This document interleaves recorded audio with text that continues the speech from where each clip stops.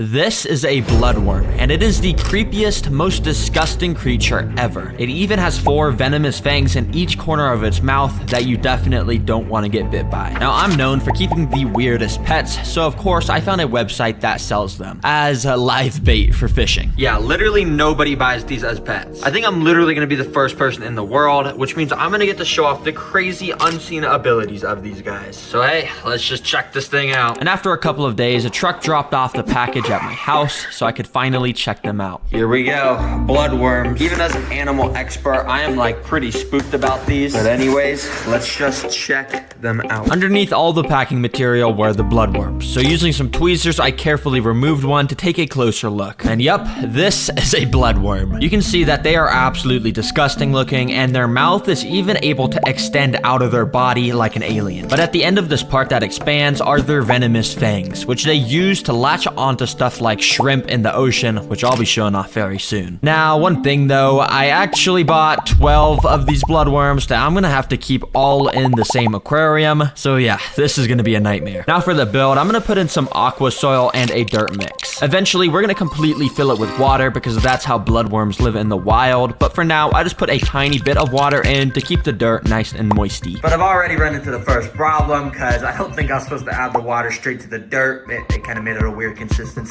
And the water is just straight up black. So yeah, I drained the water, scooped out the dirt, and I washed it off in the sink. Then I put the soil back in, covered it in a thin layer of sand, and added the water back. As you can see now, the water stays fantastically clear. Nice. This mound here in the middle will be where I build all the decorations, and I'll even be putting in some red plants, and then finally filling it all up with water. First of all, let's get some pieces of wood in here. And I thought this design of multiple of these burnt looking ones coming from the middle looked pretty nice. I didn't want them sticking out the top though, so I broke off all those extra pieces and planted them in the sand below to give the whole wood structure a more fuller look. Now it's time for the rocks, and you may think these are just called river rocks, but in fact, that is not true. This one on the left is actually called an elderly boulder, and this one on the right is called a black venom boulder. Now those are some cool names. Just wanted to say thank you to whoever named them. But the best rock I have is this. It's actually not a rock at all. It's actually wood. Yeah, just like what I already got in there. Yeah, it's called petrified wood, and basically millions of years ago, it was buried under the earth and turned into a rock over time. But for this wood rock back here, I've actually got a pretty cool plan. As you can see, I've got a little can of sardines, which you basically just open by pulling the...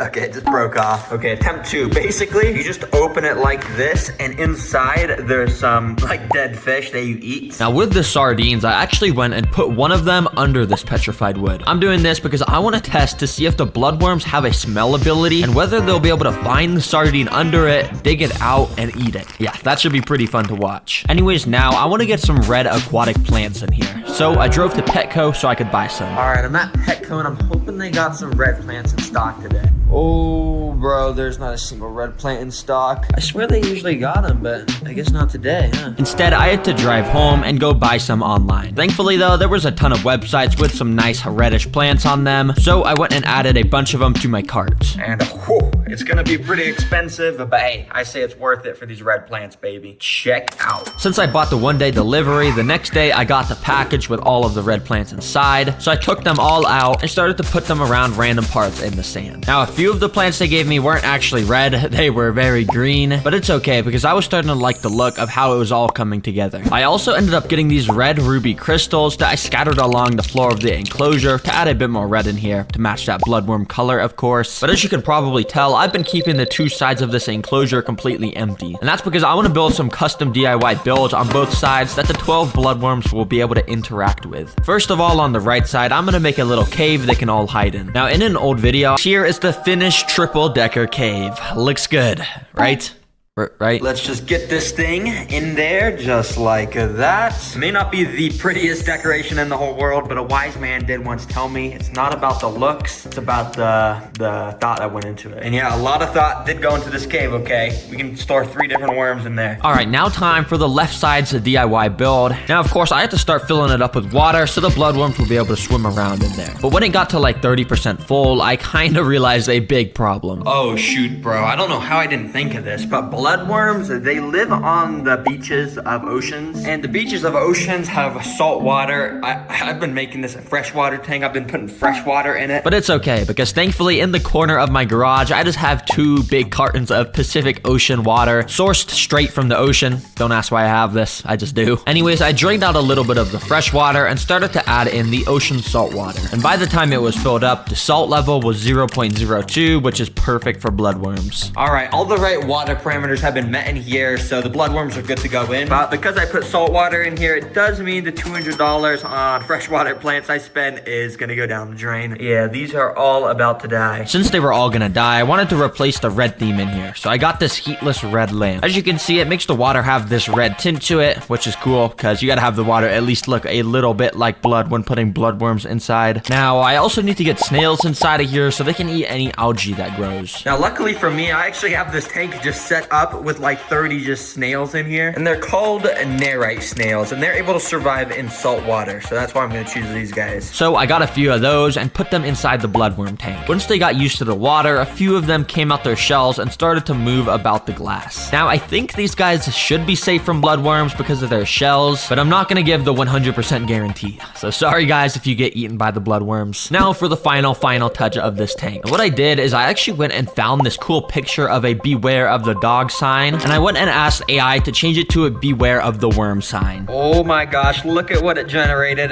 That is absolutely perfect. Wait, let me go print this out at the store real quick. So I printed it, attached it to a piece of cardboard to make it a sign, and there we go, a beware of worm sign. I then even went and spiced up the enclosure a little bit by splattering some red paint along the sides to make it look like blood splatters. And there we go, 100% complete bloodworm enclosure. And I guess there's only one thing to do. Let's get these bloodworms inside. Now, I'll just be starting with one, and then I'll add all the rest as I test more and more food. But yeah, let's just put this guy inside. Be free, boy. And the worm kind of just sank down to the bottom and started moving around randomly. And yeah, well, this is kind of all bloodworms do. They just wiggle about, and occasionally they'll burrow under the sand, which is where they spend most of their lives. And as you can see, it didn't take this guy long until he started to do just that. But I guess he got bored of the digging because eventually he just came out and started to wiggle about again above the sand. Wait, before this guy tries to burrow under the sand again, let's get to feeding him some food. Now this stuff is so smelly and so oily, I think he just has to eat it, right? Now I actually went and added in 2 more bloodworms to the tank, so there was a higher chance of one of them eating it. Then I did the same thing. I just wiggled the salmon around in front of their mouths until they ate it. But just like the fish pellets, for some reason, these worms were not wanting anything to do with it. I'm not too sure if they're gonna eat this, but it's worth a shot. Let's put them inside. But there was a slight problem because as you can see, the fish food was floating, and I feel like the bloodworm isn't just gonna swim up to it. So instead, I picked it up with some tweezers and moved it towards the worm. And as you can see, when I moved it towards him, he actually went and flashed his fangs at me for the first time. I thought this surely meant he was hungry, so I started to wave the food around in front of his mouth a bunch, and yeah, nothing. He didn't eat it. So hey, fish food, I'm gonna give a 0 out of 10. He didn't even want anything to do with that. But next up, out of all of these, now I actually think bloodworms need to have their mouth part extended and their fangs showing in order for them to eat food. And right now, their mouths are retracted because I think they're stressed. So what I did was I actually went and put all of the 12 bloodworms in the aquarium and just kind of let them do their thing. My thinking was if I left them alone for a few hours in the tank, they'd start to get used to it and then they would eat. After a while, I went and took one of the bloodworms out and put him on land. I waited a little bit for him to shoot his mouth out, and when he did, I grabbed it with tweezers. Now you can really get a good look at the fangs, and what makes these fangs so cool is they're actually made of copper. Yeah, like the metal you find underground, and they're the only animal in the world with copper teeth. I brought it up to the 3rd food source, which is of course beef, and after kind of like shoving his face in it, he instantly bit down with all 4 of his fangs and started to devour this piece of meat and just suck all the juices out. Wow, it took a long time for me to get a bloodworm to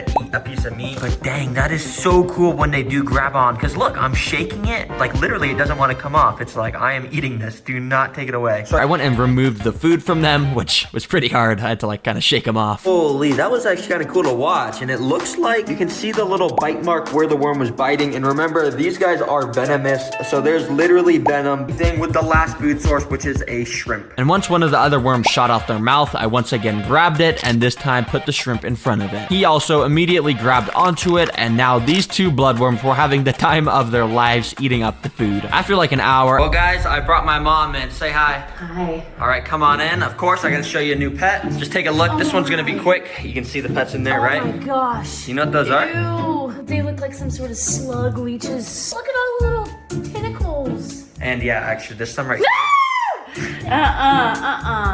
Go.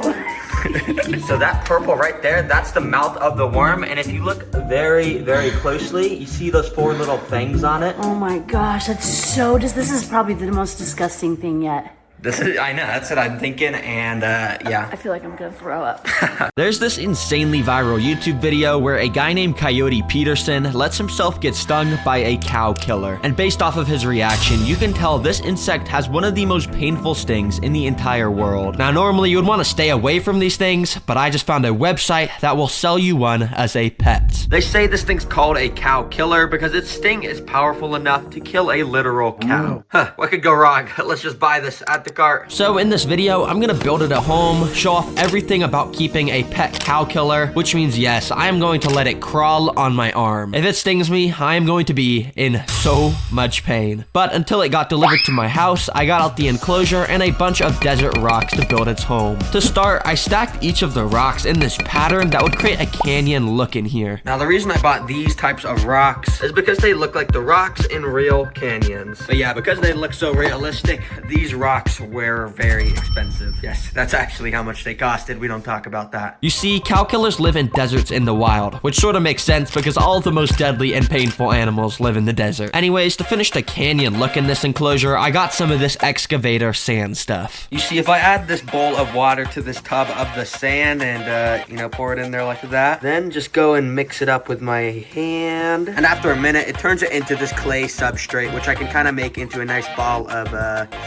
poop. Yes, it's kind of nasty. But basically, using this clay, I'm gonna go and stick it in between each of these rocks to kind of glue them together, and we're gonna have a nice completed canyon look in here. Anyways, after putting that all over the rocks and letting it dry, it ended up looking pretty good. But the next step to finishing this desert is, of course, to put some sand in here, because, you know, deserts, they have to have sand. But before putting the sand in, first I've got these big bags of black rocks, and apparently if I scatter this around the floor before putting the sand in, it should help absorb any extra moisture, and that'll prevent any mold from growing in this desert. Next up, I got out another container and filled it with some sand and some of this soil to make the desert substrate. Basically, the reason why I'm using this as the substrate is because when I put the plants and cactuses inside, this soil is going to provide a lot of nutrients, so they're able to grow nice and tall, and we get a fully fledged desert in here. So I went and poured that on top of all of the carbon and pushed it up against the rocks to make the desert floor. But as you can see, this doesn't really look like a desert because of how much dirt I added to that substrate, so I quickly poured a thin layer of just normal sand on top so it would look like a desert once again. Alright, this is already starting to look like a good cow killer enclosure, but to make it even better, it's time to add in some plants and decorations. First, for the decorations, and that basically just means wood and rocks, because that's pretty much all deserts have, to be honest. They're pretty boring. First of all, I put some of this spider wood around the tank randomly and even used some of it to make little bridges across the canyons that the cow killer would be able to walk on. Then I got some of these longer sticks and put them on the side of the canyon to make it look like there were roots growing from it or something. Yeah, pretty cool. But I did end up getting 2 cool decorations, which are right here. The first of which is these little logs, which are called choya wood. And the reason these are a cool decoration is because choya,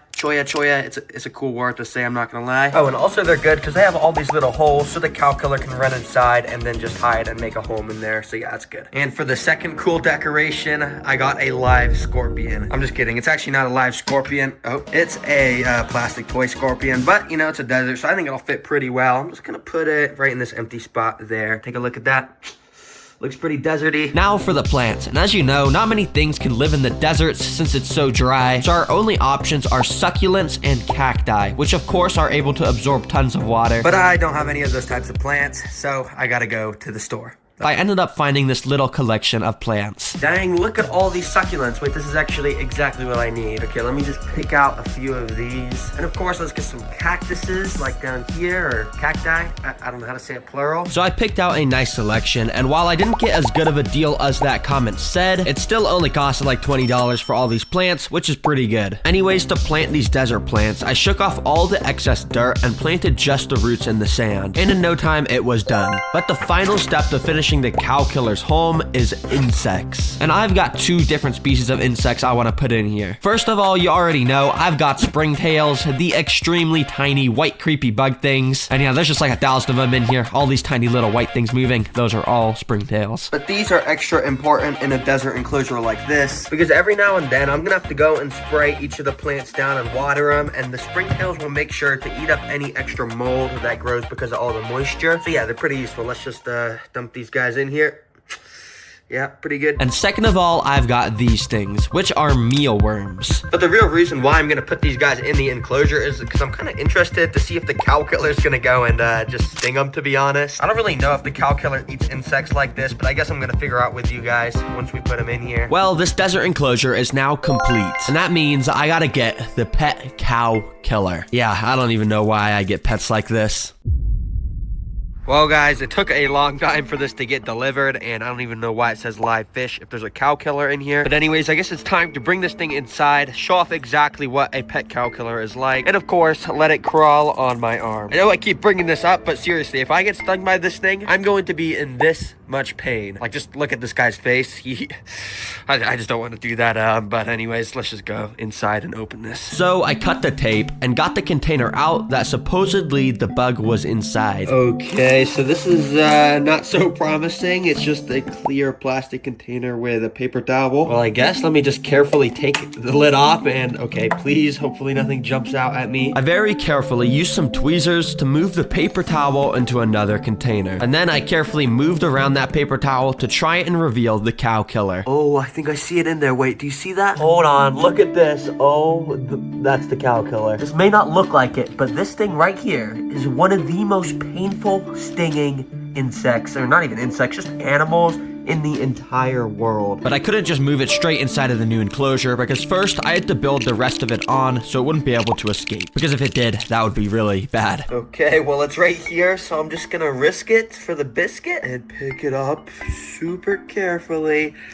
and drop it. Okay, you're in your new home. Enjoy it. Soon enough, the bug crawled out of its paper towel and started to explore around his new home. But considering the cow killer spent the last week in that shipping box, it's probably pretty hungry. So I wanted to get it fed right away. And one of the things it said it would eat is adult insects. And if you remember, I did put mealworms in here. Let me see if I can find one. Here we go. There's just a mealworm in the sand right there. But I just want to bring this right over to the cow killer and see if it reacts if I just drop it right next to it. Let's see what happens here. Now, right away, the cow killer noticed the mealworm and went straight up to it. But while it even started to crawl on top of the mealworm, it didn't really seem to care at all that it was there. In fact, it kind of just put its mouth on the sand where the insect jelly was just sitting to try and suck up any of the last sugar that was there. So yeah, I guess they don't really eat insects. I'm gonna feed them some of this insect jelly food, which I usually feed to my crickets. But basically, it should replicate the nectar that they find in flowers in the wild. So I opened up the pack of jelly and put it right in front of the cow killer. Within about a minute, it must have picked up the scent because it crawled right up to it and just stayed there looking like it was eating it. Yo, look at the cow killer. It just put its face straight up to the jelly and is just devouring it, I'm pretty sure. And yeah, he really just sat there for 20 whole minutes eating it, and I eventually just took the jelly away from him because I didn't want him to eat too much. Anyways, all right, it's the nighttime and I got my mom in here. Say hi. Hi. Now, the reason I got my mom in here is because I was gonna need her to film the cow killer when it walked on my arm. But first, I had to show her the bug. Can you just guess what's inside real quick based off the desert? Some sort of bug. Yeah, it is a bug. Actually, you can probably see it. It's in this little container right here. Basically, if I take this off, it's this little red creature bug thing, and it's called a cow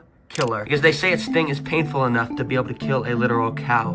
What? Yeah, so basically, the reason I brought you in today is because I just want you to film me, basically letting it crawl on me, because I was just thinking, you know, like I just want to bond with it. That sounds like a really bad idea. So first, I'm going to start by picking up its abdomen with these tweezers. So don't worry, this doesn't actually hurt the bug because it has a super strong abdomen. It's just basically like a skeleton. Oops, I dropped it. But eventually, I picked it up again and put it inside of the container. Okay, you got a good shot. So basically, I'm just going to start by putting this like this. I don't want to get it mad when it crawls out. I just want to let it crawl out itself. And this will kill a cow. Well, yeah, that's what they say, but I don't think it actually can. All I know is it's super painful. It didn't take long until the cow killer got to the edge of the container and then stepped onto my arm. Now we just hope and pray this doesn't sting me right now. So I don't want to make any sudden movement because then it's going to know I'm bad and it's going to try to sting me. Now I had to let it stay on me for at least a minute. So So in the meantime, I just tried to talk with my mom to distract me. What is the purpose of this? You want to bond with your pet? Yeah, because everyone bonds with their dog and stuff. I just want to bond with my cow killer. You see how Stinger's just like crawling along me? It could accidentally sting me at any moment. At this point, it started to look more aggravated, and as soon as the timer hit 60 seconds, I put the container in front of it, hoping it would crawl in. But it ended up crawling around it onto the side of my arm, where it eventually fell off onto the table. So I quickly scooped it up back into its container. We got it. That was actually really nerve-wracking. I don't know if I was saying a lot. I was actually like, my heart was pounding like 200 beats a second. But now I could say I've been bonded with a cow killer. What are you gonna name it? The cow killer. The cow killer. That's a cool name. Now, I didn't get stung today, but I'm gonna have this pet for a while. So if you guys really want to see it, this is the world's largest beetle. And this is my finger. And in this video, I'll be putting to the test how strong these beetles really are. And I'll also be showing you the craziest centipede species, insane alien-looking bugs, and so many other cool insects. I have the largest beetle species in the world, but I also have this one with insanely sharp mandibles, and this one that's pretty tiny, but it also has mandibles as well. Now, I'll be starting with the smallest beetle and testing the weakest objects in this guy's mouth. As the beetles get bigger, the objects will get bigger too. Until at the end, I'm gonna be putting my finger in this guy's mouth. Thankfully, though, I get to start with this little guy. It's a lot nicer. This is called a rainbow stag beetle. And while it's the smallest beetle I have, it's still pretty insane looking, because if you look very closely, it actually is a shiny purple color. There's not that many animals that have a purple color like this, so yeah, it's pretty cool. And I already built this guy a little enclosure, so I put him inside. Even though this place is pretty small, that's exactly how they like it, because they kind of just chill around all day and don't really move much. Now, the first object I'm going to test with this guy is a little pack of jelly. Technically, this won't test their strength, but I just want to show you how they eat, because it's actually pretty interesting. Now, beetles like this are cool, because while they got their mandibles here, this is actually not their mouth. Their mouth is actually under the mandibles or right here. So yeah, that's where they eat. The reason they have mandibles is so in the wild, the males can fight each other, and whoever wins the fight gets to go home with the female beetle. It's pretty interesting. But anyways, I went and put the jelly right in front of this guy. And these guys love sweet stuff like jelly or fruit. And in fact, I think this jelly is banana flavored, which is one of the beetle's favorite foods. So I thought this dude was just gonna start devouring it up right away. But in fact, he seemed kind of defensive and actually started attacking it with his mandibles. But after I really kind of started to shove it in his face, I think he got a little taste of it, and then he seemed very happy because he actually started to then eat it. And it's actually very cool to see how their mouth works. Yeah, he really just sucked all the juiciness out of this thing. So let's close this for now, and let's actually go and get out our second beetle, which is this guy. And he has way bigger mandibles. This is called a giraffe stag beetle. So yeah, this is also a stag beetle like the one before, but a slightly different version with these way larger mandibles that if you actually look at them are also way sharper. And yeah, they should be able to easily crush stuff way stronger than the previous beetle. And of course, I already got this dude's enclosure built, so I put him in as well. All right, now for the object for this guy to crush, I've got a little piece of cardboard. Oh, also, I'm gonna take the beetle out of the enclosure for this experiment. Let's go. So I didn't waste any time, and I just went and put this piece of cardboard in this dude's mandibles. And he sort of started to close his mandibles on it, but I'm not gonna lie, it was a kind of lackluster effort. I even tried putting it in at different angles to see if he could actually crush it, but yeah, he wasn't really doing a good job. So I decided to give him an easier object to crush, a paper towel. Surely he could at least make a hole through this with his insanely sharp mandibles, but yet again, even after putting it right at the super sharp part, yeah, it didn't really make much of an impact, to be honest. Bruh, nah, these beetles got the most intimidating mandibles. Oh, he just almost bit me. But bruh, you can't even bite through cardboard or even a paper towel, bro. I mean, I'm not gonna lie. What are these mandibles for? You can't even bite through this stuff? No, I'm just kidding though. These are actually insane creatures. They're super cool. Let me get this guy back in his enclosure. Anyways, what I'm really excited about is testing this bad boy's bite. Well, I mean, I'm not actually that excited. I do gotta put my finger in here, but let's just do this. Yep, it's finally time for the craziest and also largest beetle in the world. A Hercules beetle. You guys have no idea how hard it was for me to get my hands on one of these. They were out of stock everywhere, and I had to message so many people, but I finally did. It was super expensive, but it's definitely worth it. Yeah, these guys live in the South American rainforests, and unlike other beetles in this video, they literally have fur on them. Yeah, that's how you know they're exotic. But that's not even mentioning they have these absolutely bonkers creature's mandibles. Cause of what? The mandibles are basically like double the size of the body. And I got a pretty solid sized enclosure for this guy, but I'll once again be doing this test outside the tank since they're so massive. Now, before I put my finger in the mandibles, I first got something very close to a finger to find out the real damage I was about to face. Yeah, I got a carrot, because you know, whenever I see videos of people like testing their fingers and stuff like car door windows or something, they always use a carrot first as like a good representation of what it's like before a finger. Bro, imagine he just chops clean through this carrot, and then I'm gonna have to put my finger in right after that. Jeez. Anyways, I went and put the carrot in the mandibles without wasting any time. And guys, to be honest, I was kind of expecting this to rip through the carrot because they just look vicious. But after moving the carrot over tons of different parts of the mandibles, the most the beetle did was give a very light pinch to the carrot. And yeah, all it took was a bit of wiggling to get the carrot out. Bruh, wait a second. I'm not even scared to do this anymore. Yo, that thing barely affected this carrot. I'm just gonna put my finger in right now. Hercules beetle, you don't even scare me. Let's do this. So without wasting time, I just put my finger in. Found the perfect position to get pinched in the best way, and then the beetle started to close his horn mandibles down a bit. But I'm gonna be completely honest, this basically felt like nothing. I mean, yeah, it's a little bit of a pinch, but I think there is. And it's extremely cool. I'll show you why. Yeah, you heard that right. A mutant creature. And the reason I say that is because look at this thing. It straight up has the body and claws of a scorpion, a tail that looks like a rat tail, and these weird antenna things that lobsters have. Yeah, this thing is a weird. But probably the weirdest thing about this creature is in its name, because it's called a vinegaroon, and if you separate the words in there, there's vinegar and oon. Now, I don't know what the oon part of its name means, to be honest, but the reason it has a vinegar in its name is because this creature has the ability, when threatened, to arch its back up and shoot a special acid type of vinegar out of it to spray all over the threat, potentially blinding them so the vinegaroon can get away. And yeah, it's pretty crazy. And I'll be showing you guys exactly what that looks like. Let's get him in his enclosure so we can show it off. This one should work pretty well. Now, the build is pretty simple for these guys, and thankfully I can use cocoa fiber again. Phew. But yeah, I filled about 1/3 of the way up with dirt, and then I scattered some pieces of wood and bark around. This time I wanted to add some greenery, so I tore up bits of this moss and spread that around. I love this stuff because while it might look pretty dry right now, all it needs is a nice little spray to come back to life. And yeah, this stuff will just grow super fast over time as long as I keep this enclosure nice and moist. Anyways, Mr. Vinegaroon, this is your new home. Hopefully you like it. Let me just gently release you. Go on, can you walk out? Ooh.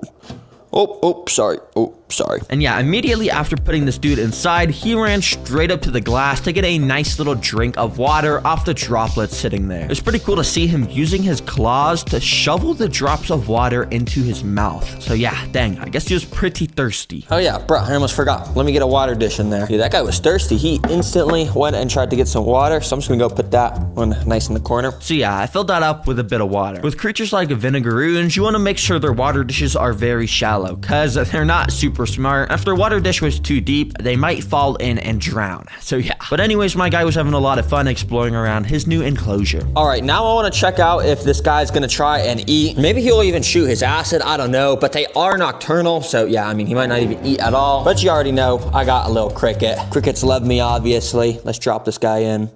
Bye-bye. I dropped a cricket directly next to the vinegaroon, so some action could theoretically happen right away. But if you've seen my other videos with nocturnal animals like scorpions, you'd probably know that they straight up just like to not eat during the day. Yeah, they'd rather let insects crawl right next to their mouth instead of eating them, apparently. But with this vinegaroon, it was a different story, because right after a minute of the cricket standing next to him, I noticed he actually started to strike towards the cricket to actually try and eat it. That means this vinegaroon was in hunting mode. And the next time the cricket came by, I noticed the vinegaroon use his little antenna to locate the location of the cricket, and then he walked over to strike it again. But unfortunately, he also missed once again. However, a bit later, I noticed that the vinegaroon had found the little water dish I put in there for him. He then proceeded to walk into the water to take a little bath, and I guess he was getting a bit more of a drink too, but the cricket was directly next to him still. And when the two creatures got a little bit closer, the vinegaroon once again struck and missed, but this time he was not gonna give up and chased the cricket down to finally get a hold of it, all while splashing around in the water. But dang, bro now had an absolutely delicious, juicy cricket in his grasp, and yeah, he just started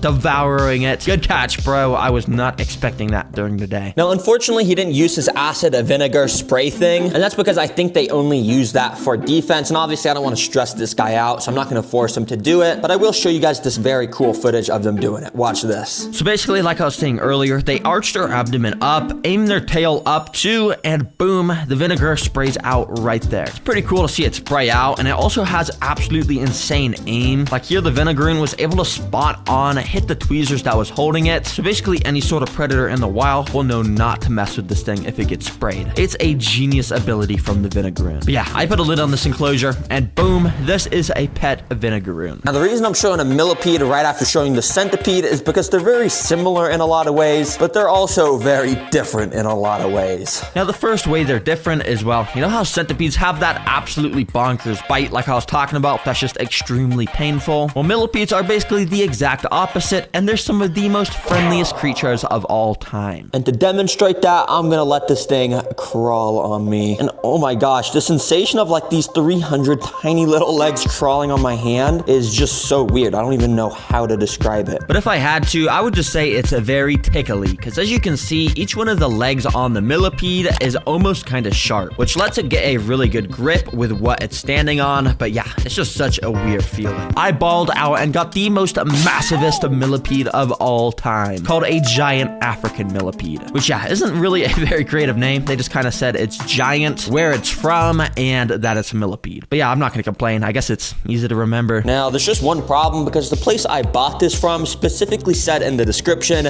do not use cocoa fiber. Now, if you didn't know, cocoa fiber is basically like the holy grail of dirt for terrarium builders. It's just like a special kind of dirt that holds humidity very well, I guess. But yeah, it's like unheard of to not use this in a build. Like I've literally never made a build without this. Like what the heck, bro? So since cocoa fiber was all I had, I drove to the greatest store of all time behind Walmart, Petco, of course. And there I got the special kind of dirt that is not cocoa fiber, but I also got some of this mulch stuff, which is like wood chips, and a bit of moss. But for the secret ingredient for the millipede tank, it's this thing, which I'll show you very soon. So when I got back home, I started mixing together all my new dirt materials. All these materials I chose are specifically designed to hold just as much moisture as the cocoa fiber, if not more, which as you can see, makes this super duper moisty. All right, it's perfect that it's now super wet, because if it was too dry, the millipede would not survive very long. They dry out super easily. So yeah, I'll have to spray this thing a lot to make sure it's always nice and moist. But since we have to keep this so wet, mold might actually grow on the sides of the enclosure. That's where my secret ingredient comes in. I got springtails. Now, if you've seen my other videos, you probably don't think it's that cool, but bruh, I mean, I still think they're cool, okay? Be free, boys. Yeah, springtails are just these super tiny white bugs that will go around and clean up mold if it grows. So yeah, they're perfect. Finally, I just put in some tiny bits of cork bark around to decorate the place and add some cover. There we go. This is a fantastical millipede enclosure. Let's go ahead and get this guy inside. Be free, boy. I hope you like your new home. Spent a long time on it. Well, I only spent like 10 minutes on it, but yeah, I hope you like it. Anyways, after he felt comfortable enough, he uncurled up from his ball and got to exploring around his enclosure. Now, there's not really much to talk about with these guys, unfortunately, because they kind of just walk around and don't do much else. The main thing that makes them cool, and also similar to centipedes, is the crazy amount of legs they have. And the average millipede has a way more legs than a centipede, as you can see. Very nice. Yeah, my guy just wandered around the enclosure for like 30 minutes, but eventually, once he feels comfortable enough, he'll start to burrow under the floor like you could see in this footage. And he'll basically just chill there for like 90% of his life, just eating the dead organic matter or something. I don't really know, but yeah, they're pretty cool. Anyways, I finally got one, even though they're all extremely venomous, but oh boy, let me show you this guy. Yeah, I didn't get a small one either. I got one of the largest species in the United States, a giant Texas red-headed centipede. And as you can tell, these guys are pretty evil, because right away he started to try and climb the sides of the container to escape, which I definitely wouldn't want, because well, we all know the infamous Coyote Peterson who gets stung and bit by everything.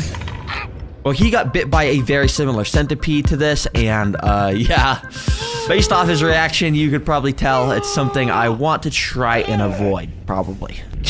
Just cut the cameras. But it's definitely worth the risk because I get to show you guys how insane of a pet they are. Let me get them in this enclosure. Now these guys usually live in desert environments, so we're gonna use a bit of sand for this enclosure, but also a solid mix of dirt and other natural stuff because it's actually what gives them the best conditions in their enclosure. Then we want to give this guy some nice natural stuff to hide under, and finally a couple skulls in here to signify how deadly these guys are to other insects. All right, let's get this centipede in the enclosure. And please don't bite me too. That would be much appreciated. But, oh, he's just gonna go crawl out. Oh, it's actually pretty gentle. Go on. Yep, go crawl out. Go on. Yep, just like that. Oh, yeah. Anyways, this dude immediately got to walking around his enclosure, and what makes these guys so cool is obviously how many legs they have. They're called centipedes because centa means 100, and they basically got like 100 legs. But not exactly 100, because I actually did count how many legs this guy had, and it was only 40. So yeah, their name is a lie, it's not 100, but I mean, it's still a lot. It's so cool to watch these guys walk around, but it's even cooler to watch them eat. So you already know, I got a cricket. And let's not waste any time. Let's drop this thing in here. And oh, things immediately were interesting because I dropped the cricket directly next to the centipede's face. But thankfully for the cricket, the centipede was distracted, and so the cricket walked straight past his face and kind of just walked onto his body. And then he kind of just started to ride it like a train. Dang, bro, you gotta be careful because this train is, well, it's definitely about to eat you, bro. I'm just gonna be honest. And I was correct because only 30 seconds later, the centipede once again came across the cricket, and this time the centipede definitely saw him. And so the centipede started to follow in the direction the cricket ran. And so I also followed the centipede with my camera, and that's when I saw the two met again. And this time the centipede made his attack. The cricket tried to escape through the logs, but as I looked around the corner, it's pretty clear the cricket wasn't able to escape because he was now in the grasp of this insane apex predator of the desert and was getting munched up. Good job, centipede. Even though you are a little bit creepy, it's actually super cool to watch you hunt. Okay, assassin bugs, and if that sounds deadly, it's because they kinda are, but they also are kinda cool. Let me show you why. So I let these assassin bugs loose into a little enclosure I built for them, and now you can get a clear look at them. What makes these creatures so cool is if you look here, they have this super weird sharp mouthpiece. This is called a rostrum, and using it, they can pierce into their prey, inject a special kind of digestive enzyme venom into the prey, then using the rostrum, they slurp the insides of the prey up like a smoothie.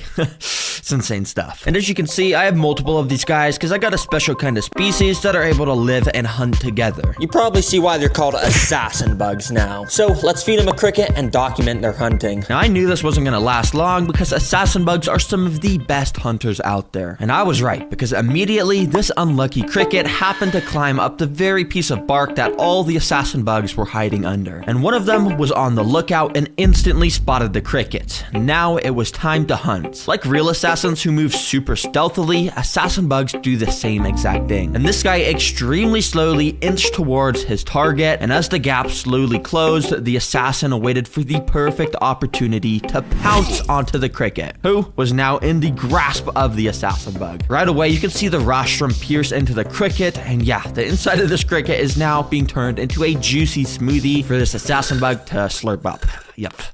Sounds yummy. All right, let me get this lid on. I don't want these guys biting me in my sleep. A new test tube. She had raised the start of a colony all by herself once, so she should be able to do it again. Let's reset the day counter and do this one more time. In this video, we'll be giving birth to an entire colony, and they're gonna be put to the test against my simulations of real world events. But currently, she's alone, and she needs to care for her eggs until they hatch into worker ants. And thankfully, it didn't take very long until just that happened. The first worker was born. You see, these are trapjaw ants, a species of ant that has these massive mandibles to cut their prey in half. But they're also absolutely massive compared to normal ants, and the workers are almost the same size as the queens. And in the world of ants, the workers have only one purpose: to serve the queen. Workers do almost everything for the queens, including cleaning her and even caring for the other eggs. But I want to make my colony grow extra fast, and you do that by feeding them food. And since it's so small with just 2 ants, let's just start with a single drop of honey. Hopefully they like it. So I slid the drop of honey into the tube for the ants to eat, and almost instantly the worker went up to investigate this unknown object. She smelled around it for a second, but then went back to the queen to report the findings. The worker worker is able to communicate with the queen by rubbing its antenna against hers. When they do this, it releases some pheromones signaling that it found some honey. And after the queen gave the go-ahead, the worker traveled back to the honey. But instead of eating it, the worker actually knocked the little plate over, and then the honey soaked into the sand over the next 10 minutes. Yeah, she didn't even try to eat it actually. You see, it turns out the ant did this for a reason. When a colony is this small, the queen will feed the workers by regurgitating its body tissues into their mouth. This means the colony already had enough food for now. I was gonna have to wait till more ants hatched, and there were now 4 workers a part of the colony, and their roles were becoming a lot more apparent. 2 of them would always stay by the queen to make sure she was safe, while the other 2 would watch after the eggs and guard the entrance. Now this is a colony that should accept my food offerings. And this time I'm not just gonna feed them a puny drop of honey, it's time for some live prey, baby. Everyone say hello to flightless fruit flies. Quite literally the most depressing animal in the world. Not only are they absolutely minuscule, but it's a fly that can't fly. Like, bro, you had one job and you can't do it. All right, it's a pretty simple process. So first of all, I got this tube with the flightless fruit fly inside of it. And basically, I'm just gonna go and put this up to the ant's tube and carefully remove the cotton ball, and there we go. The fly should now run in there. Hopefully this goes better than the honey. And yeah, basically the fly instantly ran into the ant's tube, so I blocked it up behind him. Now, because this fly is so small, for the first few seconds, it actually went unnoticed, hiding amongst the top of the enclosure, but it didn't take long until the first worker noticed. The ant opened up its jaws and snapped at the fly, but it missed. Quickly, the other workers started to notice, and soon enough, every ant had their eyes on the fly. And thankfully, about a minute later, one of the workers lined up a shot, and boom. Just like that, the fly is definitely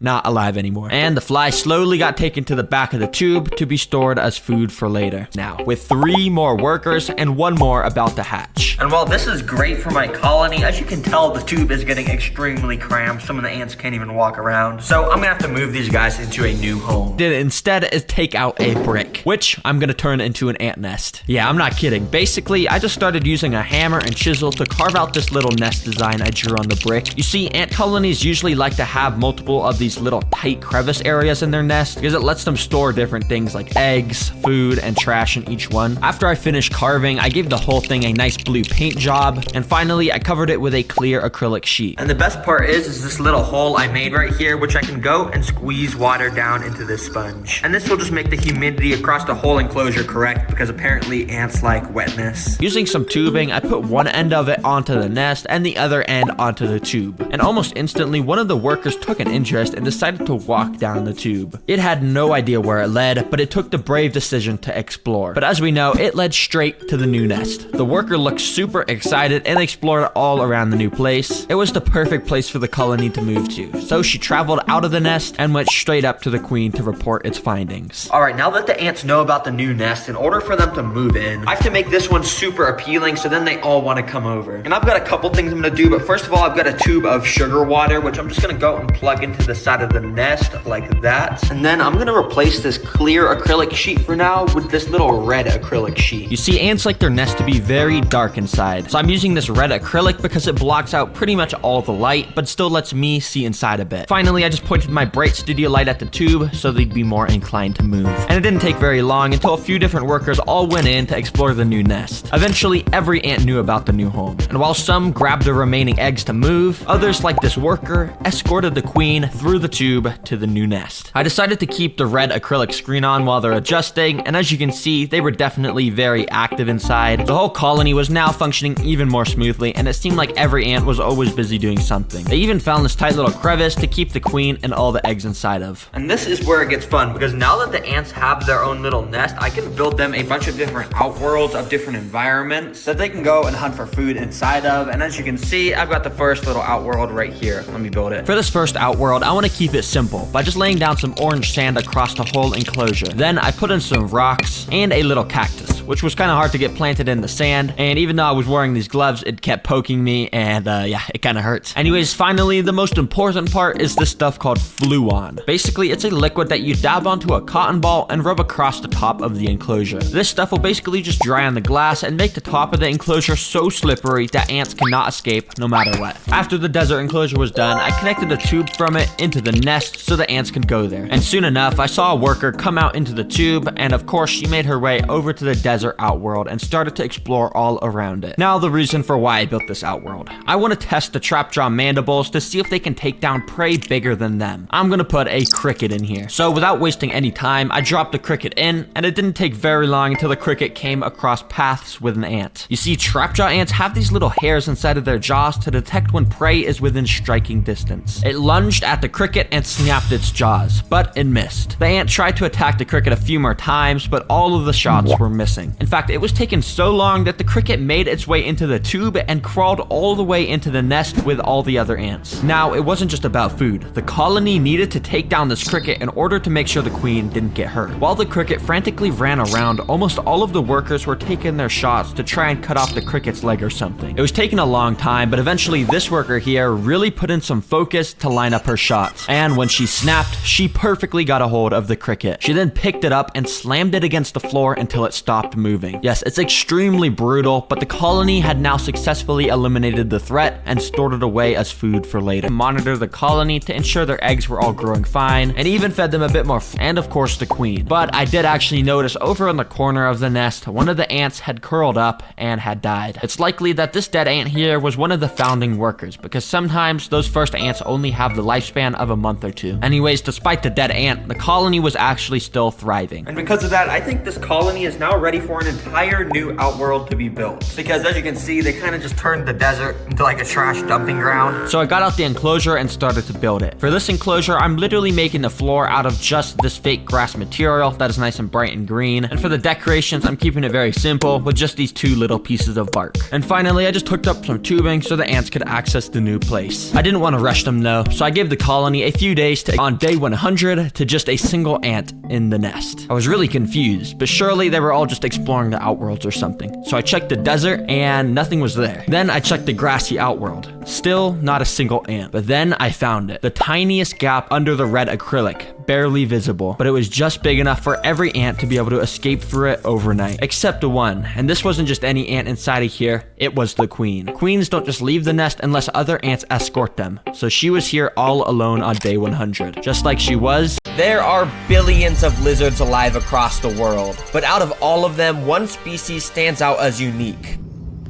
But what the hell, what? Chameleons. You see, chameleons have the ability to be bred to have extremely rare color patterns, like a literal rainbow. But I just came across the rarest color variation that I have never seen before. This beautiful red and blue chameleon that literally looks like a Nintendo Switch. Just to represent how rare this is, let's say there's a billion lizards on Earth and about 1,000 of those are a chameleon with this exact color morph. That would mean there is a 0.0000001% chance of this existing. And sure, it may cost $899, but this is gonna easily be one of my coolest pets ever. And once I get it, I'll show off some special abilities of chameleons that many of you have probably never seen before. But it's gonna take a few days until it gets shipped out to my house. So in the meantime, I probably should build up an enclosure for the chameleon with everything it could possibly need to live an amazing life. And of course, to build that, I'm gonna need the giant 120-gallon terrarium and hundreds of dollars worth of supplies. But to start the build, the only thing we actually need is some dead leaves and bark. You see, to make the floor for a chameleon, you don't want to use normal materials like dirt. This is because chameleons have these special tongues that when they're shot out, they'll pick up stuff like dirt on the floor and eat it, which will make the chameleon sick. Yeah, I don't want that to happen. So even though this floor is super simple, it's actually perfect.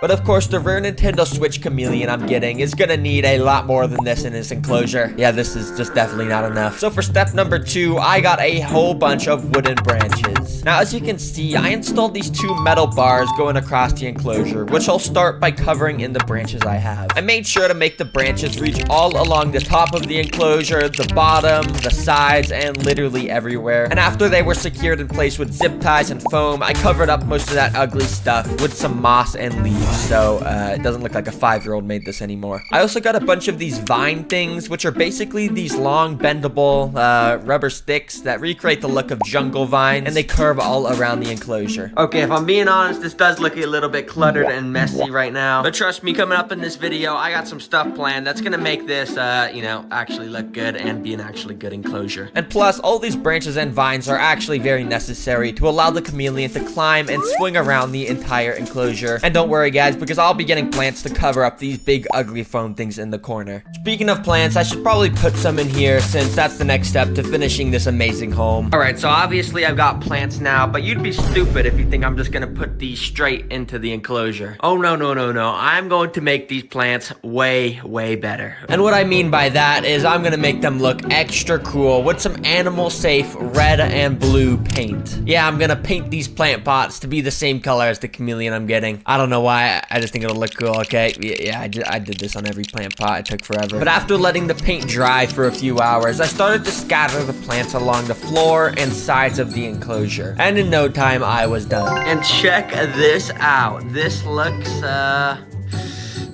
mean, it looks alright. I mean, the plants and everything look fine, but maybe the blue and red pots were not the best idea. The paint kind of started to fade. It's not even blue anymore, but it's still pretty funny, and I bet the chameleon's gonna like to see some of the stuff of his same color. So, anyways, I gotta get to the next step. Let's just go to the next step right now. Let's go to the next step. Okay, anyways, on the to-do list, there's 2 more steps to make this a chameleon dream home, starting with some basic technology. And what this means is I've got a bunch of technology like this light bulb, which is necessary, but to be honest, it's nothing special. This light bulb in specific generates heat, and as you can see right in the basking spot under the heat lamp, it reaches up to 90 degrees, which is perfect. And of course, in a cooler part of the enclosure, it reaches about 70 degrees, so the chameleon won't get too hot or nothing. You know, we don't want the chameleon to get heat stroke. And finally, I set up a simple water misting system, which, you know, you just press a button and it starts spraying water all around the enclosure.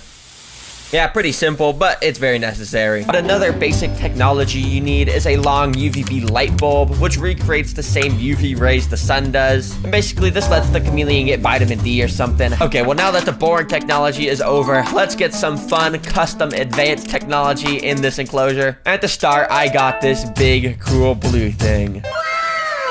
So I bought this egg-looking one, which I had an idea for how I could use in the chameleon enclosure. So I pressed a button to open it up, and inside was, this thing. What the heck is this? Okay, I guess inside there's a Mr. Beast toy that makes that annoying noise. Well, I don't really know what I was expecting, but I guess let me just put this inside the chameleon enclosure, and there we go. If you're wondering why I put this in here, well, I was just thinking I want to give the chameleon a nice friend, and, you know, this is kind of animal looking thing, so, okay, I'm sorry, this is stupid. Let's just go to the next technology. And now next on the to-do list, this one is even cooler than the last. All right, so for the second thing I'm adding in here, basically, I just wanted to make it look more like a home. And as you know, most homes have paintings around their house because that's just what homes have. So I'm gonna add my own custom painting inside of here. And to get the custom image made, I asked AI to make a picture of a red and blue chameleon wearing a suit. And, oh, look at this. Look at this. Oh my gosh. Wait, okay, we're gonna put this painting inside the chameleon's home. Oh, this is gonna be pretty cool. So I drove to the printing store and printed the image out, hoping no one around me would see me getting these stupid looking paintings. Bruh. And there we go. Check it out. This looks pretty, I mean the painting looked kind of cool, but I don't really know why I added this either. It's a little useless, but anyways, this entire enclosure is actually pretty much finished. I don't know anything else I can add to it, so I guess it's just time to add the rare red and blue chameleon inside. Let's just cut to then. So as you can see, I got the lizard right here, and I don't know what I'm doing outside. I should probably just go put him in the enclosure. So I opened up the package and immediately was amazed by its beauty. Oh my gosh, this thing looks super cool. Okay, wait, this is easily gonna be my coolest looking pet. The only thing to do was open the lid and let it crawl out when it was ready.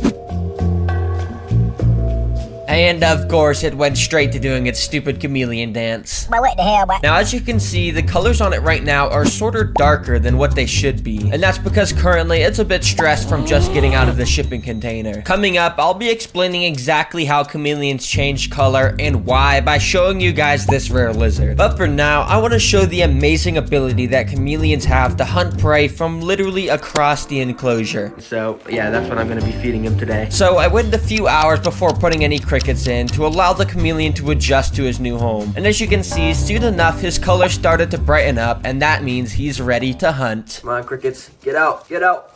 There we go. Yeah, get out. I put a few of the crickets inside, and at first, they sort of just started to mind their own business, just walking around looking for food, you know. But little did they know that they are about to become food for this guy. Hi, how are you? Now, the first ability chameleons have for hunting is their eyes. As you can see, both of his eyes are able to move in different directions, constantly scanning everywhere around him in front and behind at the same time. And it wasn't long until the chameleon set one of his eyes on one of the little crickets. He started to move into attack position very slowly. Yeah, chameleons are so slow, they're basically sloths. Yeah, whenever this chameleon was within a couple feet of a cricket, it locked onto the target and shot its tongue directly towards it. And because the tongue is so sticky, it just brought the cricket in with it so it could enjoy a nice, tasty meal. And after seeing how cool it was when the chameleon, and while this cricket thought he was safe, little did he know what was about to happen. Chameleon's second ability, their insane tongue that's over a foot long. Hunted, I got a funny idea. Okay, you see this cricket here? I'm gonna get this onto my hand like that. And then I'm literally gonna try and feed the chameleon from my hand. You can see it's right there. It just jumped off. Okay, take two. We're gonna put this right next to the chameleon's mouth. And there we go, that's the perfect spot. Eat it, bro. Eat it. I wanna see this thing eat from my hand so bad. It's literally right in front of you. Hello? You're just gonna watch it? It's crawling all around my hand. You have the perfect opportunity, and you're not doing it. And okay, I think the chameleon's just walking away at this point. I guess he doesn't really want to eat from my hand. I'm sorry, cricket, but I'm just gonna... You're gonna get eaten. Anyways, I should probably name this rare chameleon, and like I said earlier, this thing has the exact same colors as a Nintendo Switch. So I'm gonna name my chameleon... Switch. Yeah, I mean, it's a pretty creative name, I know. Anyways, now I'm gonna show you guys exactly how chameleons change color, and it might actually be pretty surprising changing colors. And while this viral video is actually very cool to watch, it is completely fake.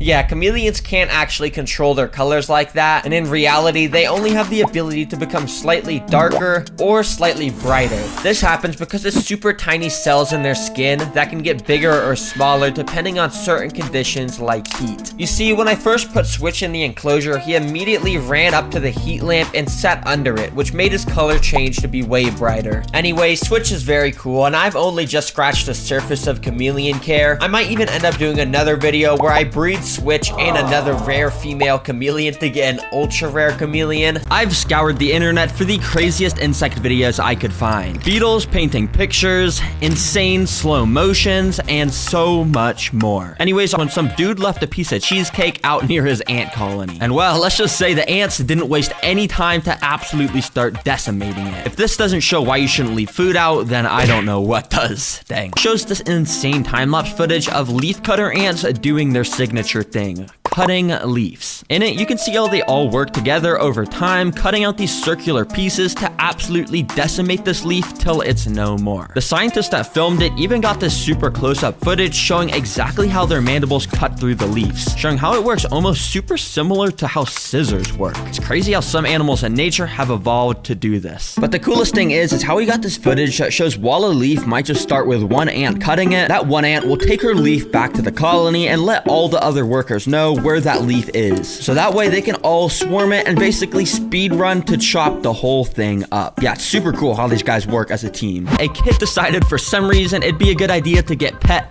bed bugs. Yes, like the things that bite you when you sleep. He literally built them a natural standing enclosure and made a mini mattress for them to sleep under. And yeah, since they were his pet, he had to feed them. So he let them crawl on his arm and suck his blood. Yeah, if you couldn't already tell, this isn't just some random kid. I had to get a spot on the craziest insect videos, because yeah, I had to be the first person to get pet bed bugs. But by the way, guys, my mom made me get rid of them for some reason. I don't know why. Mom, I was just wondering why you made me get rid of the pet bed bugs. Because we don't want those in the house. The pet bed bugs? Yes, absolutely. I thought they were cute. No, they'll be biting us, and we had to get rid of them. On right away, but you see this dangling thing? This is all ants. And it's like a bajillion ants all joined together, starting up at the corner of this roof, spanning all the way down. You can see so many ants grabbing onto each other's bodies to make a literal ant bridge. And on top of the bridge, you can see more ants just walking around on top of it, doing stuff like carrying eggs and food. And this bridge goes all the way down, curves back up, and connects to a wasp nest. Yep, these ants are so genius, they built this bridge to straight up attack a wasp nest, and now they can probably feed their colony for days. Wow. And wait a second, if these ants can just stand on the roof here, why did they just walk from here to here? Are you guys sure this giant bridge was necessary? Okay, anyways, it's still crazy. Some paint brushes. And surprisingly, they actually took a hold of them perfectly. And yeah, they literally just started to walk around, dragging the edge of the paintbrush along the canvas, making a beautiful work of art. I mean, they weren't perfect, and they did paint a little bit on his table, but for the most part, they stuck to the canvas. He even let the beetles choose the colors they wanted to paint with, so yeah, you could say the beetles had full artistic control, and by the end, this is what it looked like. Now, this is modern art. This could easily sell to some art museum for an insane amount of money, because like, the fact that beetles painted this makes it so cool. I'm being so serious. Insect House, the guy that made this video, you could like actually reach out to some art museums and actually sell this thing for like $1 million. I've seen some crazy modern art sell for insane amounts of money. Actually do it, bro. I'm being serious. A bunch of butterflies flying around, and put his pet mantises in front of it. And yeah, I guess the mantises must have been hungry, because you can tell this guy was absolutely locked in, ducking and weaving and lining up the perfect shot to attack the butterflies. But yeah, he was very confused why he couldn't grab it. He was trying multiple times. Then there was this mantis that was legit staring at the screen for a minute before he made his first attack. But yeah, for him, it was no different. He couldn't really grab the butterflies either. First, we got iPad kids. Now, we got iPad mantises. Really, bro? What's next? iPad frogs? Wait a second. That already exists. Okay.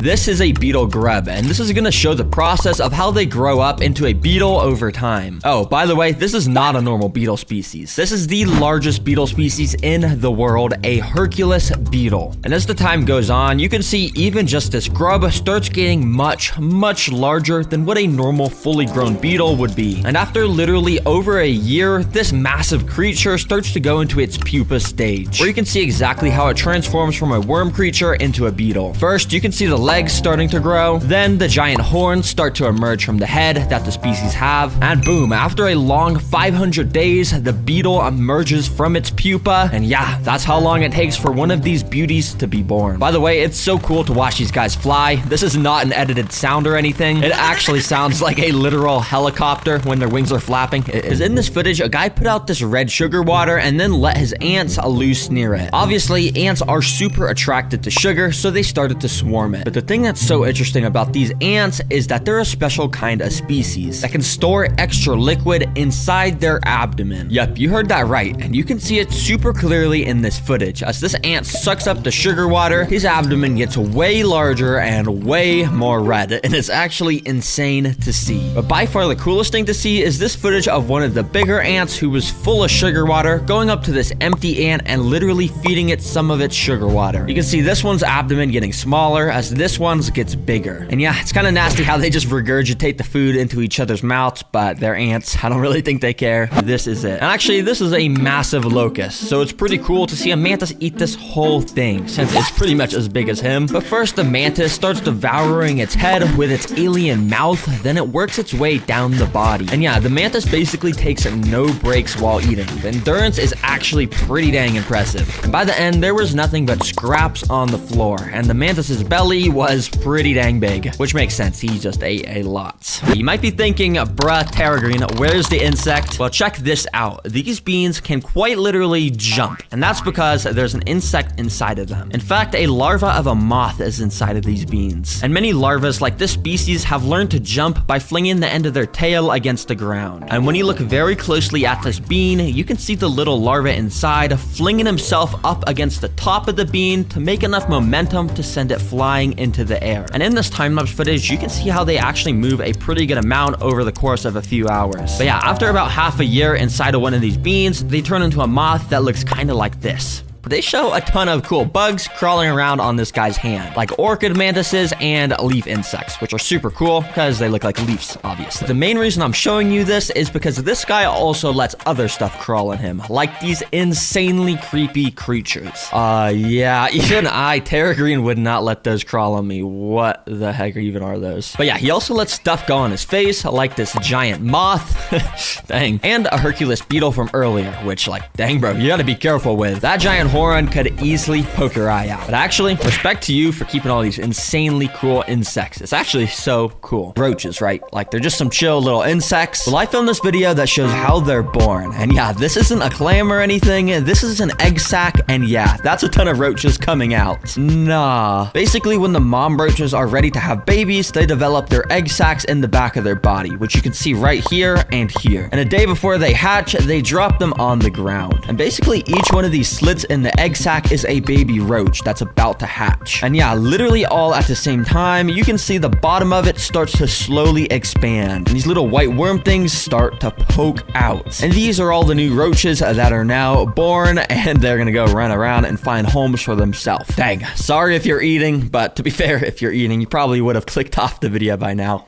But whether you have or haven't, it's actually pretty interesting because this scientist caught an extreme close-up video exactly of how it works. Basically, he got an ant stinger right up to a thin layer of wax paper and let it pierce through it. And right as it pierces through, you can literally see droplets of venom drip off the end of the stinger. So yeah, every time you're stung by an ant in the wild on an extremely tiny scale, this is exactly what's happening under your skin. And the craziest thing is how thin these stingers are, because here they are next to a human hair. Yeah, the tip of the stinger is like half of the width of the hair. That is insanely thin, which is pretty cool to see because, like, I didn't even realize, but yeah, snails literally hatch with their shell. I don't know why I didn't really think to realize that, but yeah, they do. But the real reason I'm showing you this is because this is the most insane snail species of all time. Because this video also shows what happens over the months as this snail species grows up. It literally keeps getting larger and larger and larger, bigger than any snail species you've probably ever seen before, until after 3 years it is fully grown. And oh yeah, this is a giant African land snail, the largest snail in the entire world. And yeah, they are absolutely insane. The fact that this is bigger than a hand is like, what? I mean,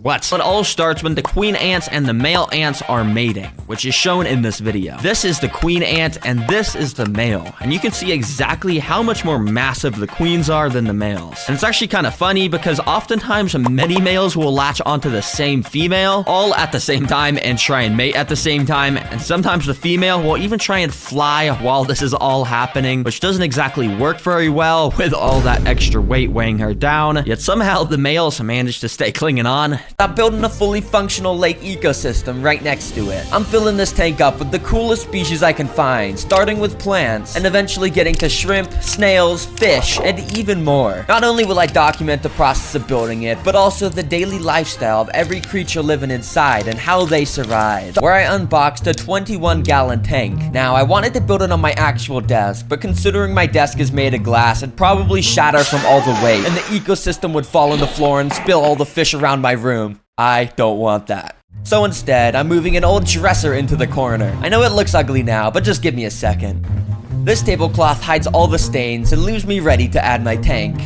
Now, if we want to add some awesome life to this lake, we need to first build an awesome lake. So I went out and bought all the materials I'm gonna need and started by mixing the substrate. This substrate I'm using is a mix of brown fluorite and sugar white sand, which is optimized to help the plants grow. And most importantly, it just looks cool. But before adding in plants, I did a bit more designing with some rocks and wood.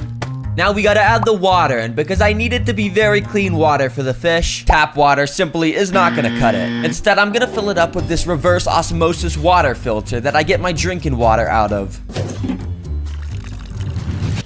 Okay, why is this thing so slow? Bruh. It may have taken literally an hour, but eventually I got enough water to fill up the aquarium. Just kidding, I still needed like 17 gallons of water. And because I'm lazy, I just put the water dispenser straight into the tank like this. I also had to add in a mineral supplement to the water because the reverse osmosis filter I used stripped them all. I was soon gonna start introducing life into the lake ecosystem, but before, I needed to complete their home by adding in plants. So I went outside and started to pick out the coolest looking plants I could find. Just kidding, those are not freshwater plants, and they would all die if I put them in. What I actually did is order 9 different species of real aquatic plants to my house. I tried using my special planting tweezers, but they were so bad. So I just used my hands, which worked a lot better. The kit I bought also came with these tiger lotus bulbs, which made me think I got scammed because this is not a plant. But apparently it's just a seed that'll grow into a full beautiful plant in a month. Although while I was putting in the plants, I kept digging up dirt and it started to make the water super dirty. I literally couldn't even see through it by the end, so I tried adding in some clarity solution to it, which usually fixes stuff like this, and I added on a filter.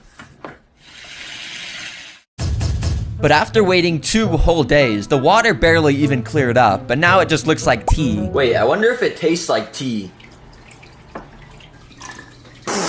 Okay, it definitely doesn't. Anyways, I did some research to figure out why it was like this, and Google told me that the driftwood I added inside is releasing some chemicals called tannins into the water, which is completely polluting it. So I took that wood out and added in a product called Purigen into the filter, which should remove the tannins. While the filter cleaned the water, I took the driftwood and started to boil it. Apparently the heat removes the tannins. I mean, I don't know how that really works, but I never questioned Google. You could tell it was working well because after the first boil, the water looked like this. I wonder if this one tastes like tea. Nope. So I boiled it a few more times. The next day, the water was crystal clear again, and I added in our final and coolest plant, duckweed. Now, if I'm being honest, this didn't even come with the plant kit I bought, but I watched this one video where the guy had something similar, and I really wanted it. It was totally worth it because it looked cool from not only above, but also beneath. The only problem is that it sort of blocks light from getting into the tank, so I added on a proper light that helped light it up a bit better. I could add in the animals now, but if I did, then they would probably all die. That's because before adding in life, you need to cycle the water. Basically, you just pour a small sample of healthy bacteria into the water, and that bacteria will break down toxic chemicals. But this isn't a science channel, so if you want to learn more, go watch Bill Nye the Science Guy or something. After waiting a week, my water treatment test said it was good to add in some animals. I'm gonna add some albino mystery snails into the tank. Although, to be fair, these guys weren't much better. I mean, snails are sort of known for being the slowest animal in the world that goes 0.0006 miles an hour. Bruh. So if the snails made one wrong turn like this guy, then they're gonna waste literally 20 minutes climbing up a log for no reason at all. But at least snails are a bit better at cleaning up algae, so I can't really complain. I did not expect them to be absolutely microscopic. But I pushed the duckweed out the way at the top and added them in. The shrimp immediately started to explore their new home. I was waiting for them to do something useful by maybe cleaning up some algae or something, but they kept just being lazy and standing around doing nothing. I searched up why, and apparently the reason is that these shrimp spend most of their day cleaning themselves by rubbing their body with their claws. Oh my god, the shrimp just ripped his arm off. What? I'm just kidding. That's just a piece of debris that he removed from himself. That's the whole reason why they clean themselves. But since these guys are lazy, anyways, let's get to the good stuff. Fish. For the first species, I chose the coolest looking fish I could find. Green and yellow neon tetras. Google tells me these fish originate from the Amazon rainforest. But if I'm being honest, I do not believe that, because if they actually did, they would definitely get eaten by an alligator or something. Anyways, I made a good choice by picking these guys, because after adding them in, you could immediately tell how much color they added to the ecosystem. These tetras are schooling fish, so that means that they like to stay together in groups to avoid predators in the wild. But the best thing by far about these fish is that in the nighttime when there's no lights, they have the ability to glow in the dark. This is very cool because when I'm sleeping, I can look over to my left and see some glowing fish that brings the entire ecosystem to life. But since these tetras spend most of their time in the middle to top areas of the tank, I want to add in a fish that spends most of their time at the bottom of the tank. So I got some yo-yo loaches. Loaches are also schooling fish, so I got 3 of them and added them in. they immediately went down to the substrate because they are bottom dwellers and started to explore their new home. They were honestly better at cleaning the lake than the invertebrates were, and just swept around the entire ecosystem, eating any algae they could find. But the two best things about these loaches are that 1, they have yo-yo in their name, and I like yo-yos, and 2, their white and black pattern makes them look like a zebra, and I like zebras too. Now, the only thing the ecosystem is missing is food for the fish. I could just feed the fish these little pellets, but it's good to feed them a greater variety of food. So today, I'm feeding them some nutritious bloodworms. Now, I'm definitely not gonna touch these things because they're nasty. So now, I actually have a use for my tweezers. As soon as I dropped them in, the Tetra swooped in and snatched all of them up. But every now and then, the neon tetras would miss a bloodworm where they would just drop down to the floor so the yo-yo loaches could eat them. Their mouths are so small that they need to just take these tiny little bites out of the bloodworms in order to eat. All of the life in the lake ecosystem, including the plants, shrimp, snails, neon tetras, and yo-yo loaches could now live together in my fully completed lake ecosystem on my desk. I have no idea what condition the one I'm gonna get is gonna be in, but I want to do my part to help. Hopefully we'll still be able to save it. Let's add this to the cart. And of course, I paid extra for 1-day delivery, so this axolotl didn't have to spend any extra time in this box. Oh, I really hope this axolotl is okay. Okay, there's ice packs. That's a good sign. It's packaged well. Now for the moment of truth, let's see this axolotl. The axolotl was alive, and so I quickly brought it over to this temporary tank so I could put her inside and get a better look. She was a beautiful black axolotl, almost 10 inches long, meaning this thing was fully grown. Now, I actually went and emailed the people I bought this from, and they told me when they got it, this axolotl was found at a pet shop. And when they got it, it had these massive white spots on it and even a chunk of its tail missing. But axolotls are amazing because they're one of the few animals that are able to regrow limbs literally from nothing. It's insane. And this girl had already made a substantial amount of progress in healing her tail, as you can see. But they also said that she's not fully recovered yet, and they said to add this chemical called a stress guard, which I have right here, as you can see. And yeah, basically this stuff will add a little bit of a slime coat to the axolotl's skin and help it recover even faster in this temporary tank. So it's my goal to get this axolotl fully thriving again by the end of the video, and while we wait for the stress guard to take effect, let's build its dream home, which every axolotl tank of course starts with the floor, which we'll start by adding in a layer of this aqua soil that will give the proper nutrients to all the cool plants we're gonna add in here. Then we're gonna cover that with a layer of sand so the soil won't make the water dirty at all. But for this build, I've got